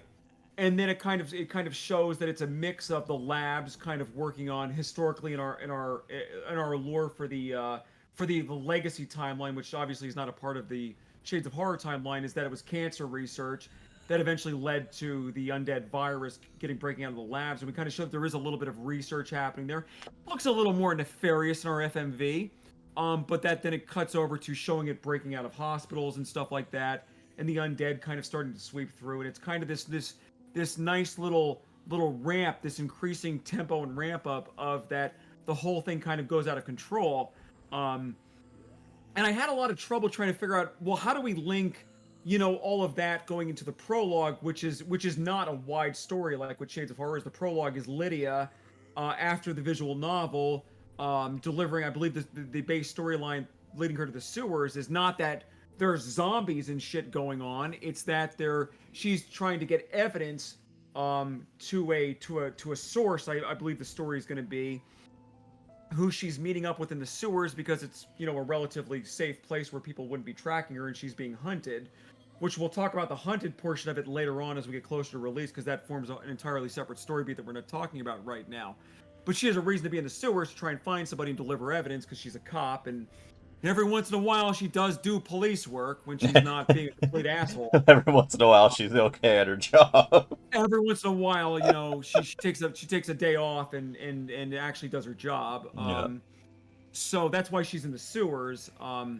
But the challenge there was kind of linking the larger theme of what's happening in the world of Shades of Horror in Cypress Ridge with what is happening in this prologue story, which is very much a bridge from the VN, which you do not need to have played to enjoy this. If you play it, you're going to get some callbacks. If you haven't played it, we've got the FMV, and we're going to talk you through it story-wise pretty well. So it's going to be okay if you never play the VN. But I think we did a really good job of linking that at the end of leading her in the car, out in the woods, eventually down into the sewers to find an entrance into the sewers to lead her down to where she basically starts the prologue falling off of a ladder in typical Lydia fashion. Hey, Jaded made it. Oh boy, you missed the fun part, Jade. Now we're in the sad part. Apophis says, is that like Jill every once in a while picking a lock? Yes, that's her one power. It's like that. It's like Lydia will start doing her job at the least opportune times. And then her job has nothing to do with the larger problem. She's off in her own little fucking world there. Hank, we're not talking about Hank yet, but wait until you see where Hank's going. I mean, for as I was posting GIFs in our Discord trying to compare Hank and Lydia and Hank, and Lydia's GIFs are a woman running from a horde of zombies in the woods, and it's super serious, and Hank's in fucking Vegas. Wait till you see what Hank's up to. I mean, it's fucking great. I'm really excited about the Hank FMV stuff that we're not showing off yet. But it's a fucking Hank. I was actually joking in the Discord that at the end of the prologue, it will be debatable if Hank even knows that there's an undead epidemic. Not that he's not exposed to it, but it's just that character. There's gonna be a 40% chance you're sitting there thinking he has no fucking clue what's actually going on here. But for him, it doesn't really matter because he's Hank. Hey, Jaded, thank you for the sub. I don't know why the thing didn't fire. Oh, it fired visually. Thank you, Jaded, for 13 months. 13 months. That's almost as long as me. Thanks, Jaded. So Lydia's story at the beginning of this was, how do we bridge the larger story into honestly what is a smaller story? And Lydia's story of the prologue is basically linking her from the VN into the actual intro for Shades of Horror, which is a larger story with a full cast and everything. So that's kind of why this is kind of a fun prologue, because we get to do more of a Silent Hill 3 style game instead of a Resident Evil Outbreak game with her. And you will see that the Silent Hill 3 homages are dripping out of this prologue, and we'll be talking about about our version of the other world, which is not the same thing. It's not another world. I'm just using it as a descriptor because it conveys it pretty well to our fan base. When I say the other world, they get a good idea of where we're going with that things are getting spooky. Yeah. Not that Lydia's leaving this plane of reality, because Lord knows, arguably, she's never even been there. Unfortunately for her, this is her reality. Yeah, unfortunately for her, this is her reality. So yeah, so again, if you're at Kansas City RetroCon this weekend, this is playable. You can go play part of Act 1 of the prologue.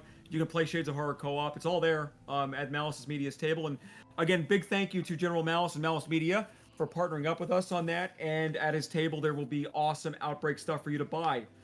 Some very limited edition signed stuff and other things too. So it's cool that we're hitting the circuit. Yeah. A note too. CMM mentioned this earlier on. My mic is not a piece of shit right now, and we're playing Shades of Horror. I kind of got this idea off the last stream when Wilby was like, make the game look like shit. And we had fun trying all the settings down, and we just basically loaded it up on the streaming rig because ideally, if we could stream from here, that'd be great. And honestly, pretty good. We set it down to, so I'm on the streaming rig, which is a 2020 AMD machine. This is not a recent computer.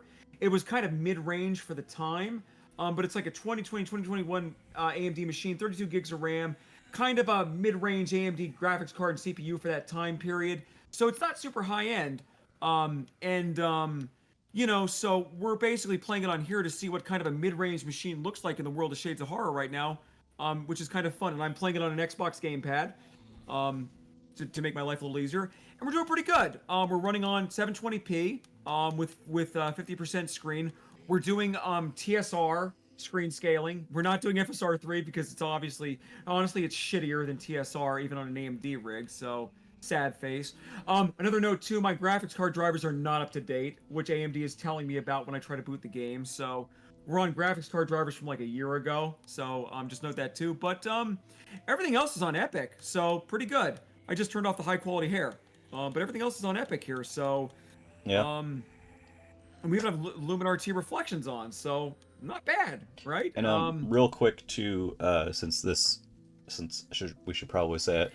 As always, this is footage of a game in development. It is not representative of the final product. If you see stuff that looks weird or off or anything like that, we are still actively working on this game, so do not take anything that you see tonight as something that is considered final for release. Yeah, also this menu is not final. I mean, the background probably is because it looks really nice. We have all the production models in, but the menu here is not final. You'll notice options like single player and co-op. These are Shades of Horror options because it's a hybrid build for conventions. These will not be here in the prologue, just to be super clear about that. There will be other stuff there instead, which we're not talking about yet. Yep. Okay. All right. Let's jump in. And let's just have the game crash, because after me bashing Silent Hill 2, I've got to come up. It's coming to me hard and fast. Yeah, the karma's coming. Okay. So we're gonna try not make this another hour of this stream, but my goal in this stream is to talk about the other world, but we are going to be talking about other things in this game. First of all, if you were watching the stream last time, you will notice the room is, oh no, the Xbox controller has sensitivity issues in this build. That's right, I didn't fix those. Oh, we may not be able to use the Xbox controller for this because the turning is really slow. Well, say it's cinematic. But for anybody who was watching last week, you're gonna notice the environments are crazy more detailed now. Because the build that we had last week was a very earlier build too. But you'll notice now here that there's just a ton of extra detail in the environments everywhere that we go here. More production systems. But the first thing to talk about, let's get a nice angle here, is Lydia's finally wearing her production costume. Yay! Look at that. She actually looks like the key art now. She's rocking her badass red jacket. As we look at it here in our awesome orbit cam here. So this is her outfit for the main game. She's rocking awesome Lydia jeans. She's wearing her awesome not mom jacket. jeans, Lydia jeans. Lydia jeans, not mom jeans. Get in front of the light here. So you can see the detail is actually really great. Even we're on 720p here with screen scaling. But we put a lot of thought into her outfit, the jacket and everything, including her white shirt. It's kind of hard to see at this angle, but her white shirt actually has a whole lot of little detail. I'm trying to get a good angle here. It's not really working great. I spent a lot of time picking the texture on that shirt. I'll tell you. There's a lot of little detail on it on her jacket and everything. It looks beautiful, even on this lower resolution rig. You should see her. Yeah, it looks like she doesn't want to be here. Jeez. She's super. I mean, at She no definitely point does doesn't. Lydia ever want to be in this series. But you know, super quick, guys. The hair's lit properly. Look at that light That's on the side true. of her hair. You know, just saying, I have 3 cents in Will B's account and routing number to his checking account, and I'm doing this, so I don't really understand what their excuse is. My characters also actually look like the key art for my game instead of whatever the fuck Silent Hill 2. So I'm moving on for Silent Hill 2. I'm done. We're moving on. But yeah, again, mid-range AMD rig from a couple years ago here. We're at a lock 30 right here with all the graphics max. So I'm honestly pretty happy with this. Some new things to just point out here. Your objective is in the upper left-hand corner. So we're kind of I had a lot of thinking. I love how I said we're going to talk about the other world here as the focus, but we're going to talk about everything else but that apparently. I had a lot of thoughts about how to bring back the objective display and where it should even be. Should it be a part of the inventory only? Should it be on the screen like Resident Evil 2 remake kind of did with a lot of stuff? You know what I ended up with here is I might give you an option to turn off the objective display, maybe. But honestly, I'm going to keep it up there and maybe just fade it over time a little bit so it's still readable but not at full opacity like it is now. But I just thought it would be kind of nice to bring back the objective display from Outbreak 2D. You know, it's kind of a throwback because it works really well. And yeah, that's how you kind of know what to do here. I love her jacket and the lighting too. I love that her jacket has a specular map on it. And it's not reflective, but but it actually like it's not specular enough to reflect, but you can kind of see there on the edge there with the lighting. It kind of reflects off of it a little bit. Looks so fucking good. I shut off your camera just for a moment so people could see the full objective. Oh Thing, yeah, I'm since it sorry. cuts It's the off upper left on hand. stream. Yeah. Hey guys, look at the objective display. It's just me. Explore the So yeah. sewers and find your contact to meet up. Yeah, so that's gonna be there. Might fade it a little bit over time, like not fade out that you can't see it, but might move it down to like 70% opacity while you're kind of walking around after it's been up for a while. But I do think we're gonna keep it up, and I did have a lot of inner battles here about moving it to the inventory screen, but honestly, I kind of thought that I don't know. I'm gonna go back and forth on this a million times here. Yeah, But again, yeah, not final. not final, but again, tutorials will pop up. I will answer this right off the bat. I will give you an option to disable tutorials for speedrunners and stuff like that, so it's not going to be a thing that pops up. You can disable messages that are truly tutorials. We did talk about this a lot, and you can see the environments are crazy more detailed than last week. Just looking around here. Pre-read notes you found. Oh, there's also notes in the game now, so get ready for notes. And you do have your journal. You have your dream journal that records the notes as you find them. To go here too. We did talk a little bit about the audio design. We've actually moved away from having scenario-wide audio, which was kind of like, you could think of that as kind of like global audio that was always playing anywhere you were in a level like music. And we're going to move this, we moved now to, and you can kind of hear it here too, is that we're moving for location-based audio for both the environment and music. So as you transition to different parts, including our other world, you will notice huge shifts in the audio that kind of subtly change.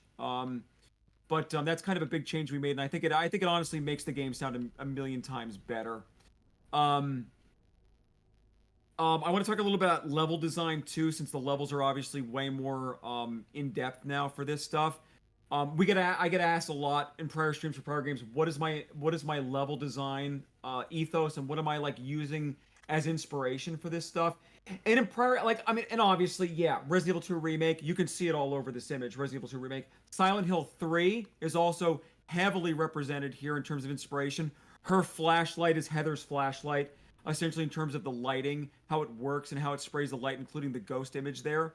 But also, Super Metroid is where I'm drawing a lot of inspiration from in the prologue. And Julie and I talked about this a lot, is kind of like, how do we, like, we don't want to just make Resident Evil 2 or Silent Hill 3 games, right? And they're fine, and we will make money because we've done it in the past, and we make a good amount of money. But we do need to actually keep trying to evolve the medium a little bit as we build higher quality products. And it's kind of like, what does it mean to evolve them? And in Shades of Horror, we talked about this a lot, is vertical gameplay is a big part of Shades of Horror because jumping and sliding and climbing are now major things with ladders and vaulting and stuff like that in navigating the environment. But the other place I'm drawing heavily for the prologue, and for parts of Shades of Horror, though, is two places. The first is Super Metroid. I love the idea of having a wide open area where you see things that you can't do anything with. As I fall off this fucking cliff here. Um, and the way that you see that in this game is that in the prologue, we show you a lot of things that light up and suggest that there's an action you can take with them, but there's nothing you can do with them at the time. And we have tutorials pop up and say, like, hey, don't worry about it for now. Worry about it later. To let you know that you don't have to worry about leaving the area with figuring out what these boxes are and stuff. But we put a lot of thought into, like, what is our, like, power-ups? Like how Metroid had the charge laser, the ball, the roll, the bomb ability and stuff to open up new passageways. And what does that mean for us? And what I came down to is halfway through Act 1 of the prologue, Lydia gets a blaster on her arm. And she just fucking goes to town. And you are going to fight 8 different bosses in the prologue. And you get a blaster on your arm with each of them. You're going to fight a fucking enemy that only can use wind powers. There's going to be a guy who shoots scissors at you. And it's going to be fucking incredible. And that's really where we're going with this game, is arm blaster powers. But more seriously, it's things like when she finds equipment and weapons and stuff to navigate the environment. And even things like reading notes and learning new things about how to interact with locks and stuff. And as you look around the environment here, you can kind of see it here too. That there's this area back here. I wanted you to be able to see there's something over here, but it's just out of range. Even if you take a full fucking sprint off this thing, you can't make that jump. And you'll actually hurt yourself even more if you try to do it, which I love. But it's all this stuff in the environment that you can see, but you can't act on. And that's a big part of the prologue is what is backtracking in the prologue. It's Super Metroid, and it'll feel meaningful and stuff. And another thing too is in our prior games, a lot of our prior games were combat focused. A big part of the prologue has nothing to do with combat against enemies. And when you actually do start having combat against enemies, it's not combat like you expect in an Outbreak game, which is kind of fun for me.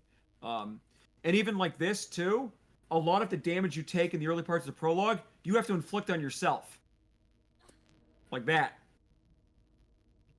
But yeah, there's going to be a sound effect there with more of a meaty splash. You kind of heard it in the trailer where I actually had the proper voice lines in and stuff for that. They're not in the game yet. Of her falling, screaming, and then slamming into the ground too. So it's kind of like I really wanted to do the Super Metroid thing where I expose you to a lot of potential places you can go, and even seeing stuff like this is like that feels like a very one-way trip. But is it? Because there's stuff down here that looks pretty fucking suspicious.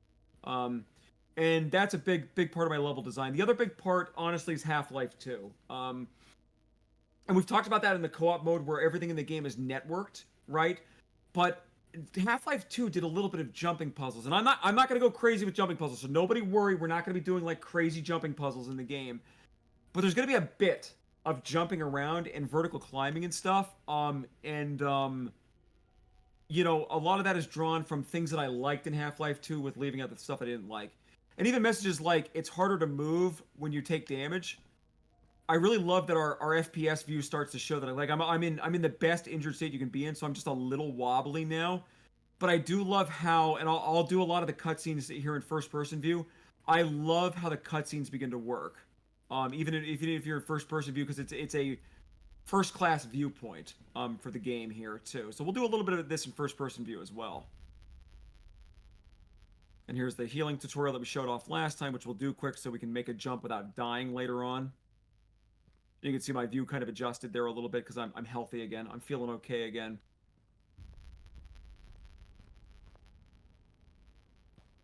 But let's do one of the first cutscenes that we showed last week, but we'll see it from first-person view here because it looks really nice.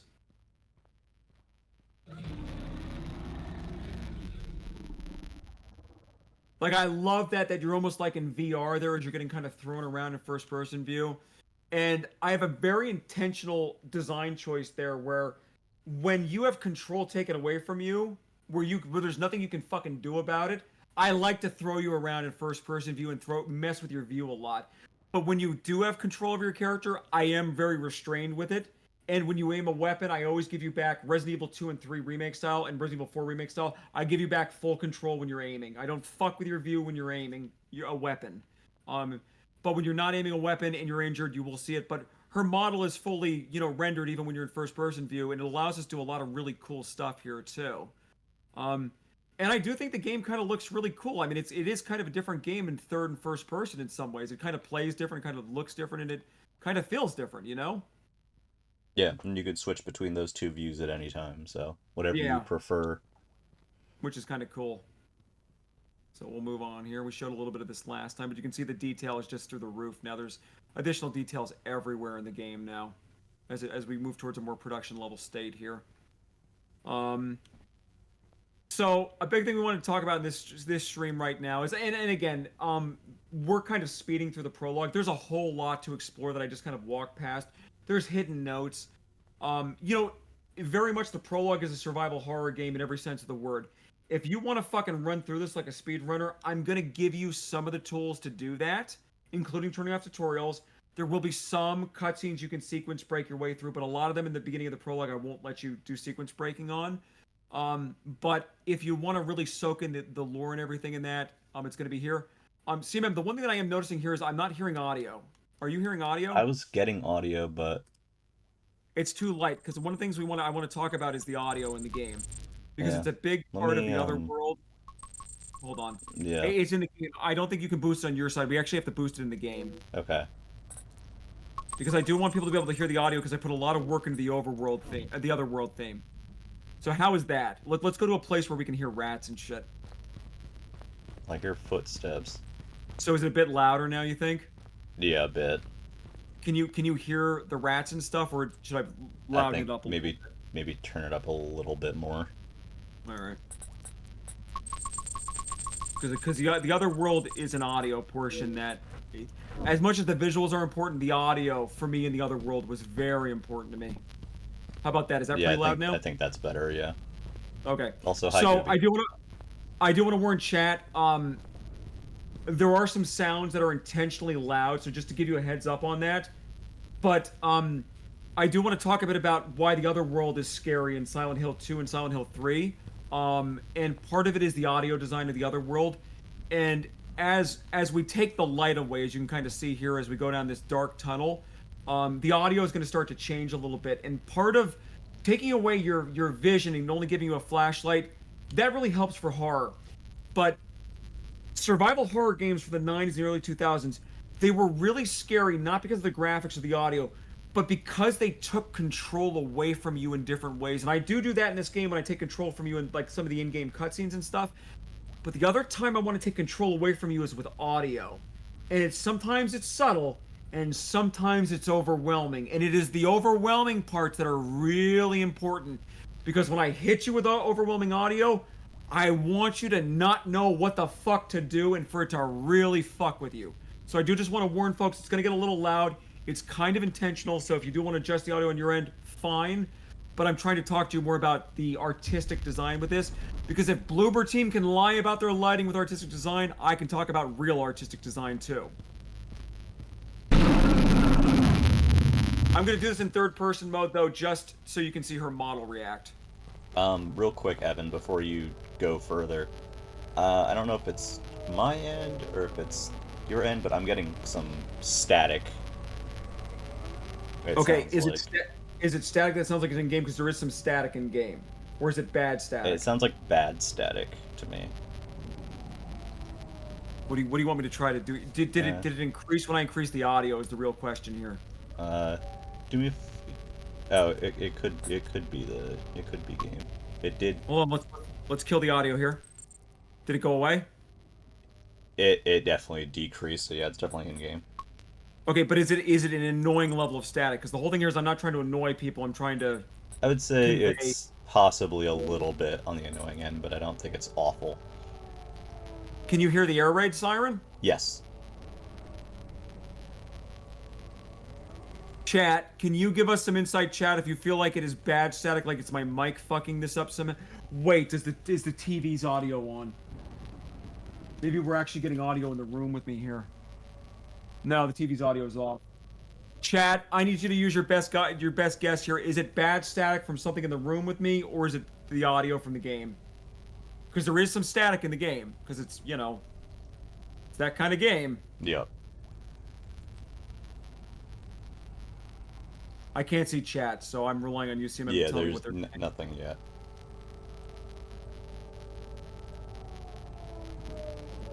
Said maybe the ambience could go down to like 90-ish, but it's okay. Is that any better? Yeah, it does sound better to me. Alright, do you want me to kill the ambience a bit, but increase maybe the master volume? How is that mix? Sounds pretty similar, honestly. Okay. Better or worse? Better. Okay, because I will say there is some static in the game, but, yeah. you know. Okay. Alright, folks, well, it's a work in progress, and if there is some weird thing happening here, you know. Again, I swear to God, I'm not focusing on this, CMM, but there was lights in this room and her hair is lit properly. Anyway. Yeah, chat says better. Okay, so the goal with our other world, and again, it is not the other world from Silent Hill. It is just a descriptor we're using. It's when scary times happen. Is kind of this thing here is that you'll notice that a big theme in our other world is going to be we take away the lights. We red when there is lighting. Red lighting is primarily the lighting we're going to be using outside of your own flashlight. Your flashlight is one of the only sources of natural lighting you will actually have in these sections. And basically, shit just gets a little weirder in the sense that it's not like you're thinking that you've traveled to a different dimension or anything, but it's crazy enough that you're kind of like a little eye-raising for this stuff. And the audio changes, and we're going to be doing stuff, you can kind of hear it here too, is we are going to have some sound cues throughout the game to kind of tell you that shit's going down. And I've said this on prior streams, I love the air raid siren. So expect air raid siren when shit's getting real, and that's why I also worked it into the trailer you guys saw earlier. Let's go take a look. For this scene, I'm gonna temporarily disable Evan's camera and the on-screen stuff just so that everybody can kind of see it clearly. Yeah, that's a good idea. All right. That's good. Yeah, because it's going to be a bit of a darker scene here too. And obviously, as we said this earlier, the inspiration, it's not meant to be a copy, but a lot of the inspiration I'm taking from here is I loved the other world in Silent Hill 3. And it seems fitting that we pay our respects to that with Rust and Blood is really where we're going with this. Yes. Okay.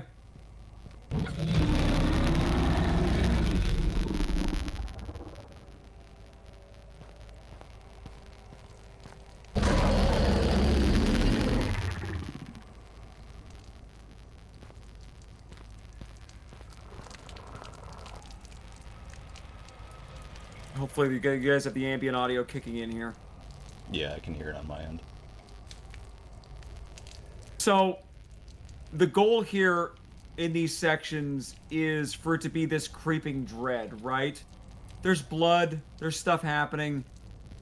Things don't look great, but it's still meant to be muted, and it's meant to be this escalating nightmare that you're going through that I force you to kind of endure here.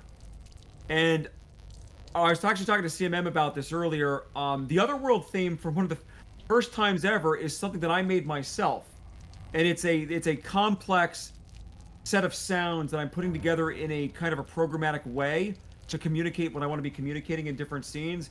And we're going to look into seeing how we can kind of maybe have a mini soundtrack of my Otherworld themes available as kind of a bonus or in some form for folks. So that's just something to look forward to that I'm going to try to do because it is actually done in such a way that I can actually think I can package them up.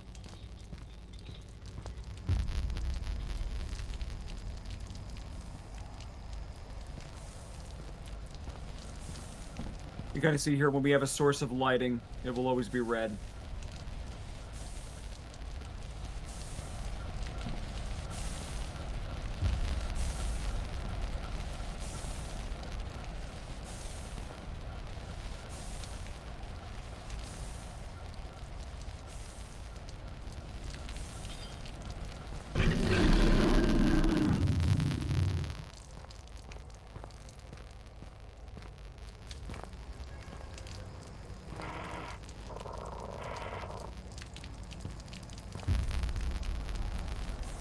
one of the things I like too is, and you're gonna be seeing this probably quite a bit in the games, is again with our Super Metroid motif. I like to show you places you can't go, and try to make them look a little scary.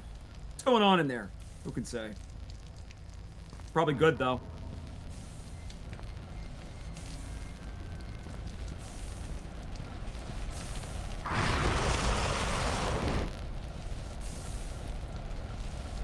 When we talk about overwhelming audio too, and I know we have it a little muted, so it's not as crazy as it would be if you're actually playing the game here too, but this is kind of an example of what I'm talking about here, where I always like the use of machinery, loud machinery that kind of just envelops the soundscape of a room, to kind of really throw you off. And when you have to go to places in the prologue that look a little scary and are kind of a leap of faith, you can kind of expect that I'm going to fuck with the audio quite a bit to really make sure you have no idea what's going down there. Lots of fog, lots of steam. But as you explore, you'll slowly begin to realize there's truly nowhere else to go. Super Metroid style.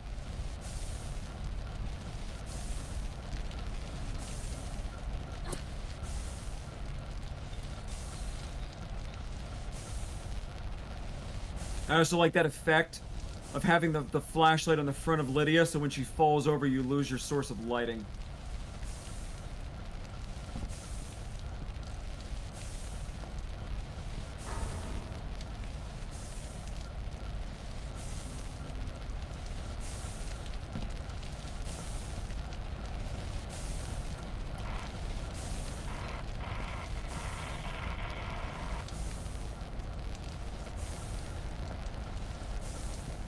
This place seems nice.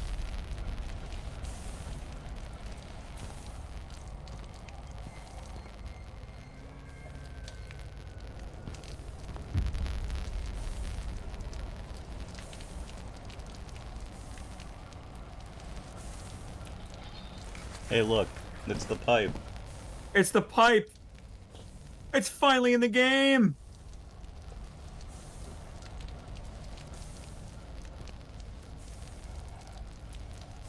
And in typical Super Metroid fashion, you have your way out. So what's fun then at this point is you now have your trusty pipe, your first tool in your quest as Samus. And you have a couple choices here too. You do get your objective updated, so I am going to try to be a little guiding with the objective to help people, because we've basically, after almost 10 years of making Outbreak games, I've learned I cannot leave you alone in a dark room and ask you to figure it out for yourselves. It does not end with positive Steam reviews. So we will be giving you a little bit of help here too. And at this point, you're almost a little open-ended here, right? Because you've got your mighty pipe. You're powerful. You're ready for anything. And you have basically a couple directions you can go here. You saw some boxes up there you can go smash. You saw some boxes earlier in the game you can go smash. And you have your kind of thing saying here to explore and turn off the machinery to proceed to your meetup. So let's quickly take a walk back up here quick now with our trusty handy dandy pipe.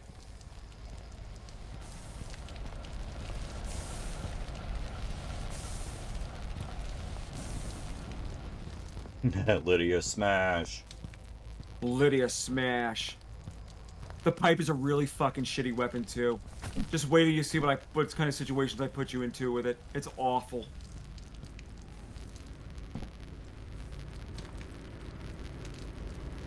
Nice statue.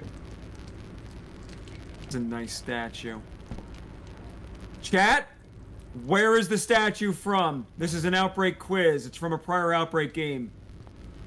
Let's go to chat. Can anyone identify where this exact statue appeared in an Outbreak game before? Because I love putting little Easter eggs like this in. I'm taking guesses. You have kind of a 1 in 11 chance of getting this one, I think. Which Outbreak game did this statue Jaded says Endless Nightmares. Correct! He wins a prize. The prize is my respect. I believe that is either the difficulty statue or it is the skip set statue in the hospital. Correcto! But anyway, to talk about the lighting a bit here, I love using red lighting in this kind of our other world section. I love the idea of rust and blood everywhere. But this place is just a fucking shithole. And you'll see as I send you down corridors, the fog will likely increase as you kind of go there to keep removing your visibility. And we talked about this in Discord a little bit today, but I put a lot of work into the environments. They're just Jaded asked me earlier, I think today, would there be a lot of detail in the environments? And it is not a coincidence that we chose to do the prologue in an enclosed space. It was very much done so we could just go absolutely crazy with the detail in the environments. And if you really take a look around these environments, you'll see detail everywhere, even on the ceilings. It's everywhere in here. I've just loaded the area to the hilt. Even sometimes physics effects and stuff happening above you that you wouldn't see unless you went and looked up.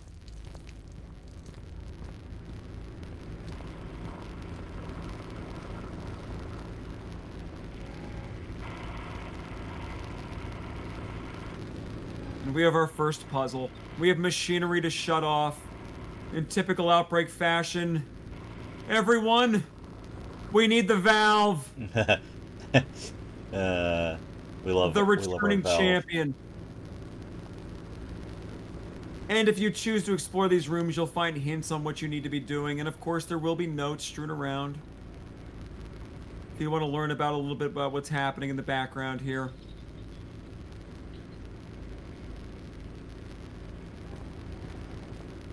We'll do a little FPS view because I do love how the camera looks. And yes, when you're, we did point this out, but just for folks, because I know we do get some new people in at these points in the streams. You'll see that her model changes her animations if she's an FPS or not. For the sake of visibility, we go Skyrim when you're in FPS view with a melee weapon.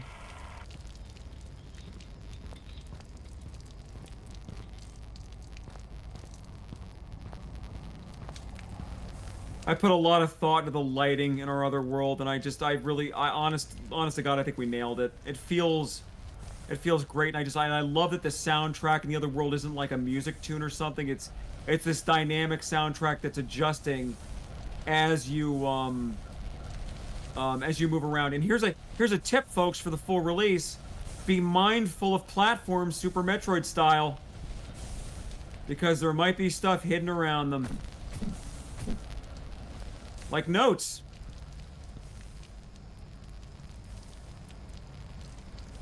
And sometimes notes have codes in them that might be useful later on.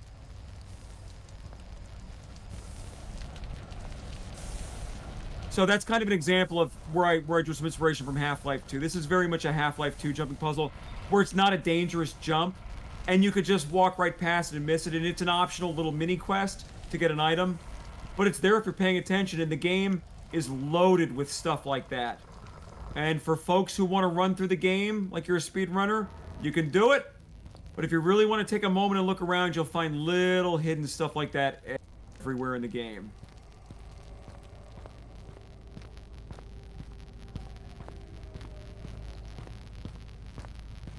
You can kind of hear the soundtrack dynamically changes again as we move out of this world. And we're back in a happy, well-lit place. Life's good. Everything's safe here. And I've got pipe. And you do have pipe. I can do anything with pipe.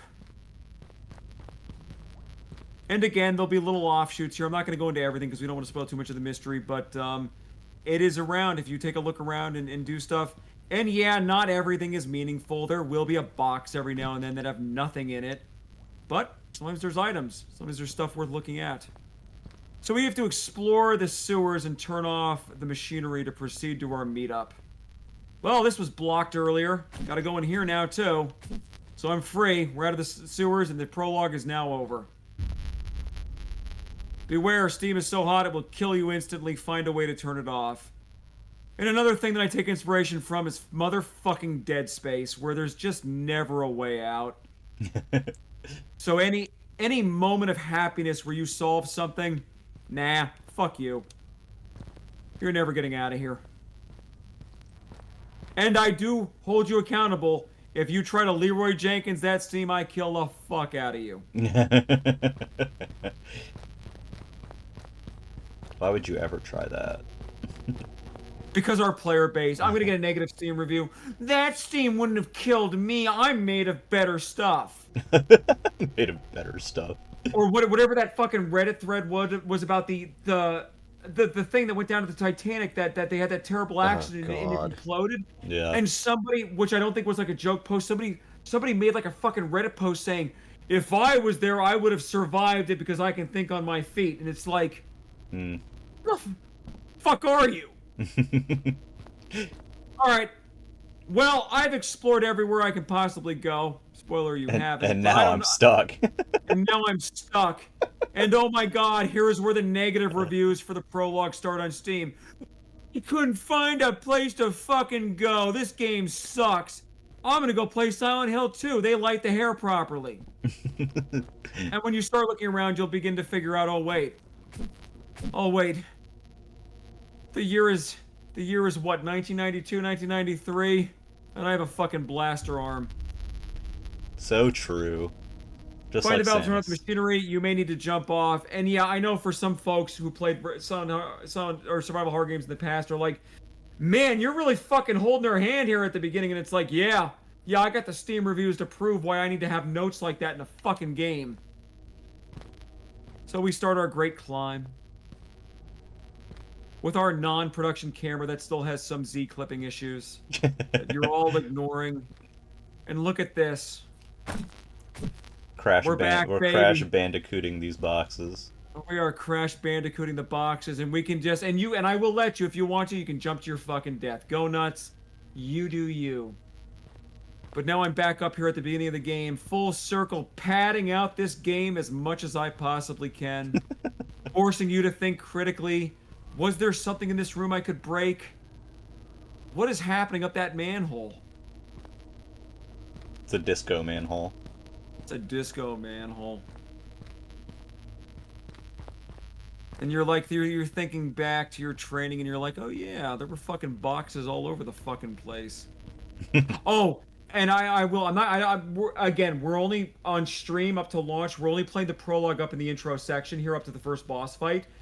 So we're I'm not going to spoil too much. I'm not going to show you a lot of the optional stuff on stream too because I do want to leave stuff for you guys to explore. But I do want to point out fun things that I do. And I love the idea of hiding audio Easter eggs. And if you do look around, they are in the game. I'll give you one right here.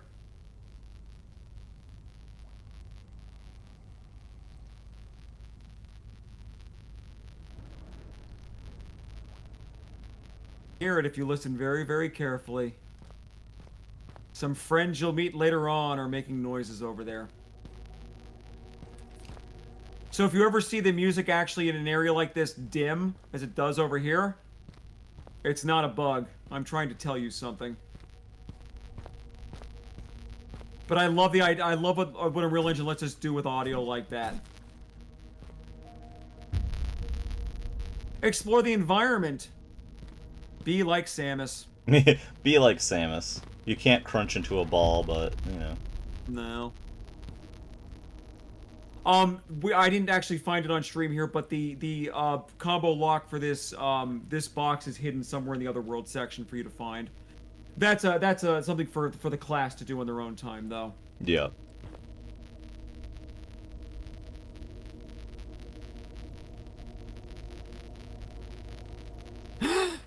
Valve! I love Valve. There is some bugs in here too. I'm not going to point them out, but there are some things on your screen not updating properly here because I missed them on the queue on all of the 30 seconds of quality assurance I was able to do on this build before the stream, so I get fixed tomorrow. The patented, yeah, and you know, I do give you some options here. There is other things to explore in this room. We're just doing this to talk about the other world a little bit. But if you do explore this area, think vertically. There is stuff hidden for you. Chat's like, remember 2236. I'm changing the codes before launch. For folks who, I mean, obviously 2236 is just an Easter egg, right? Because everybody in chat knows that, right? I look forward to the fucking Steam reviews too of people just because they're like, well, I jumped off it the one time, so I'm gonna fall to my death again. This game sucks, and it's like, yeah, you have a way fucking down now without fucking killing yourself, dumbass. God, I cannot wait for the fucking Steam reviews for the minor parts of this game where I actually force you to think. But yeah, vertical stuff, we were never able to do that in any prior game. And it's awesome to be able to have level design with that. That's actually complicated and have you open up passages with different power-ups and stuff. So let's go back. Let's valve it up, baby, and let's talk more about the other world. It's ignoring all of the little optional crap we're not paying attention to for you to do in the full release, blah, blah, blah, running past. Ignore everything else in the rooms, blah, blah, blah. There's nothing else in here. I also love the idea, and Silent Hill 3 did this really good. Actually, Silent Hill 2 didn't actually do this as much, but it was a kind of a big thing in Silent Hill 3. I like to send you into places you don't want to be. Because I guarantee you, with your volume up and playing this at launch with your headphones on, this area is going to be pretty fucking terrifying with your headphones on. And I'm going to guess most people don't probably want to fucking go back in here and wander around like a jackass. Because it's not a super friendly place to be. So I'm going to really enjoy sending you back into these environments and then really fucking with you. Because it's all meant to be an escalating nightmare. And you are my plaything.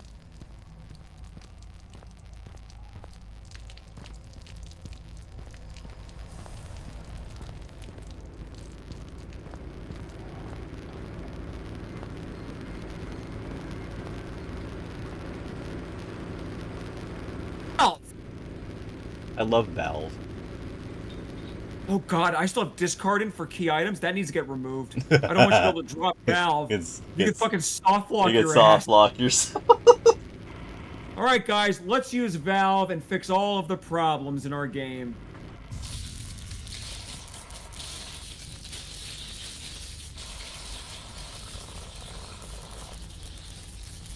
That sounds great.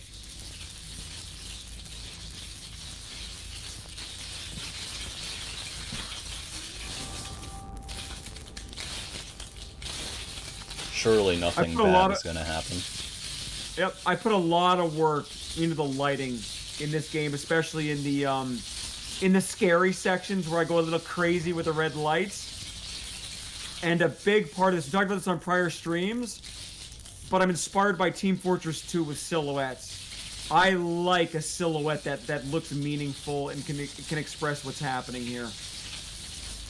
And I love the idea in this room with the sound effects almost becoming a little overwhelming with the sparks going everywhere. I put a lot of work into the lighting here, and I'm so happy with how this looks. Apophis says that if the code for the first door isn't 0451, he's giving you a bad Steam review. Alright, the first code is now 0451. You heard it here first. I'm looking forward to that Steam review, buddy. Hi, Sir Khalid.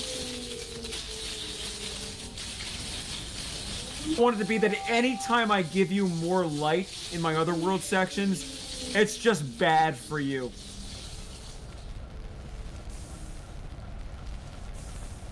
Just truly trying to appreciate my lighting.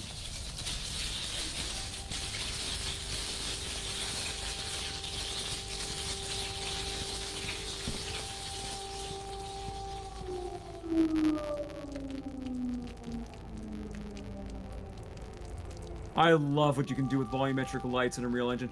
Again, I would like to remind everybody here, this is running on a 2020 AMD mid-range machine with the graphics maxed.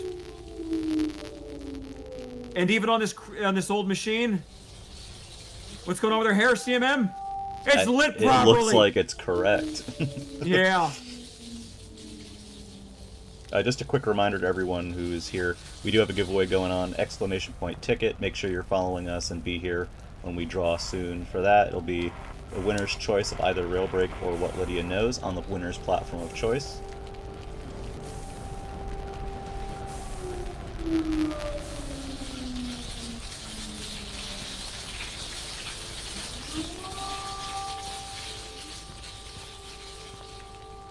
Anyway, I'm really happy with the lighting in here. Those need to get fixed. Those are not reflecting light properly. Apophis is asking, the first code in Half-Life was 0451, right? Yeah, it's also a code in several of the Outbreak games. Yep. Made.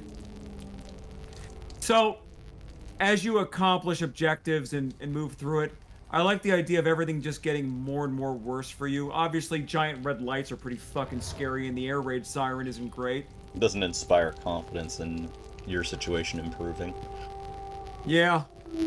And it keeps getting fucking worse for you. Our beautiful safe zone out here, it's gone.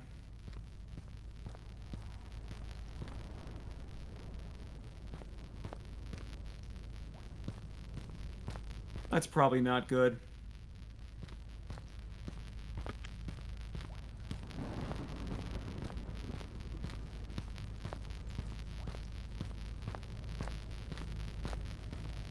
And a big thing you're going to find throughout this game is that I play with lighting.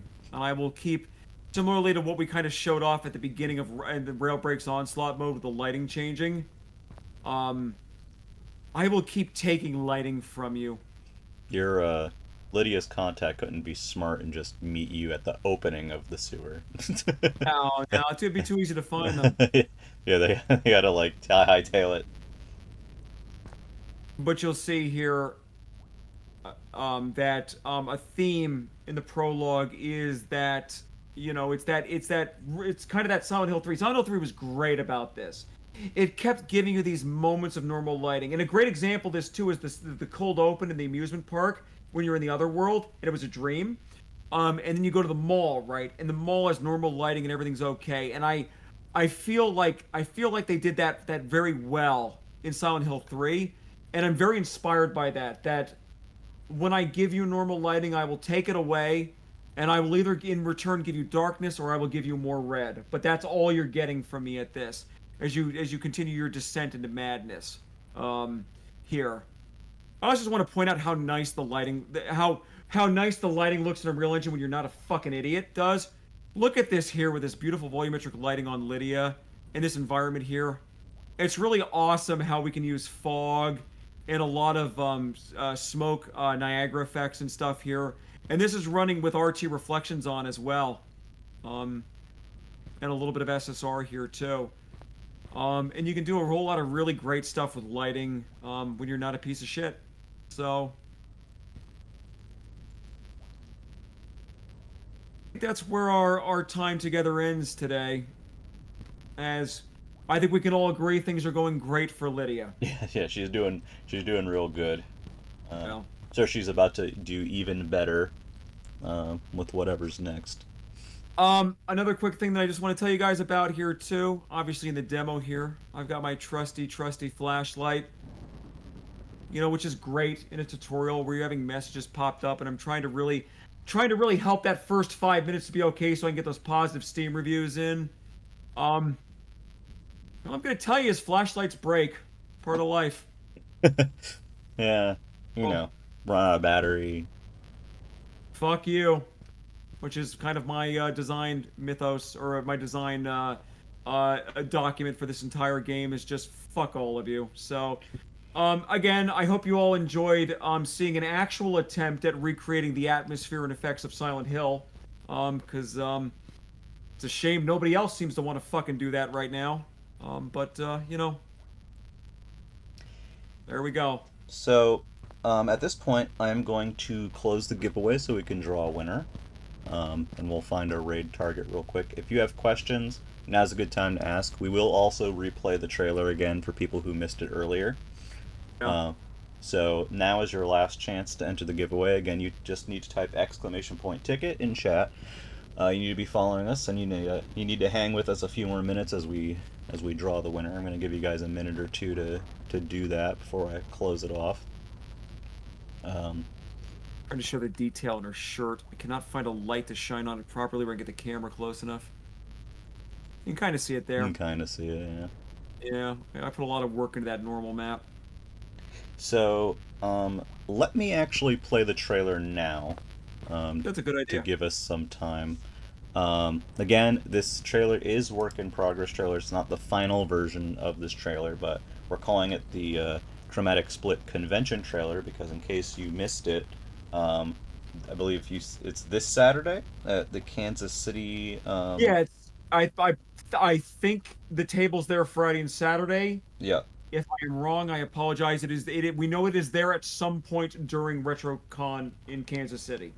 Yes, and we will have this special build of the game where you can play the prologue and you can also play Besieged mode in co-op. So if you're there, check it out. We also have a bunch of goodies there, some other surprises. So if you're in the area, again, Kansas City RetroCon, it's at the Malice Media booth. Thanks to General Malice and Malice Media for hosting us there and cooperating with us to, to be able to display a build of the game there. So this video, I believe, is going to be also shown there on the show floor once it's I the believe finalized he'll have version. Have it running in the booth. Yeah, some variation of it'll be running there. Yeah. So let me show you that to you guys real quick, and then we'll come back and I will pick the winner.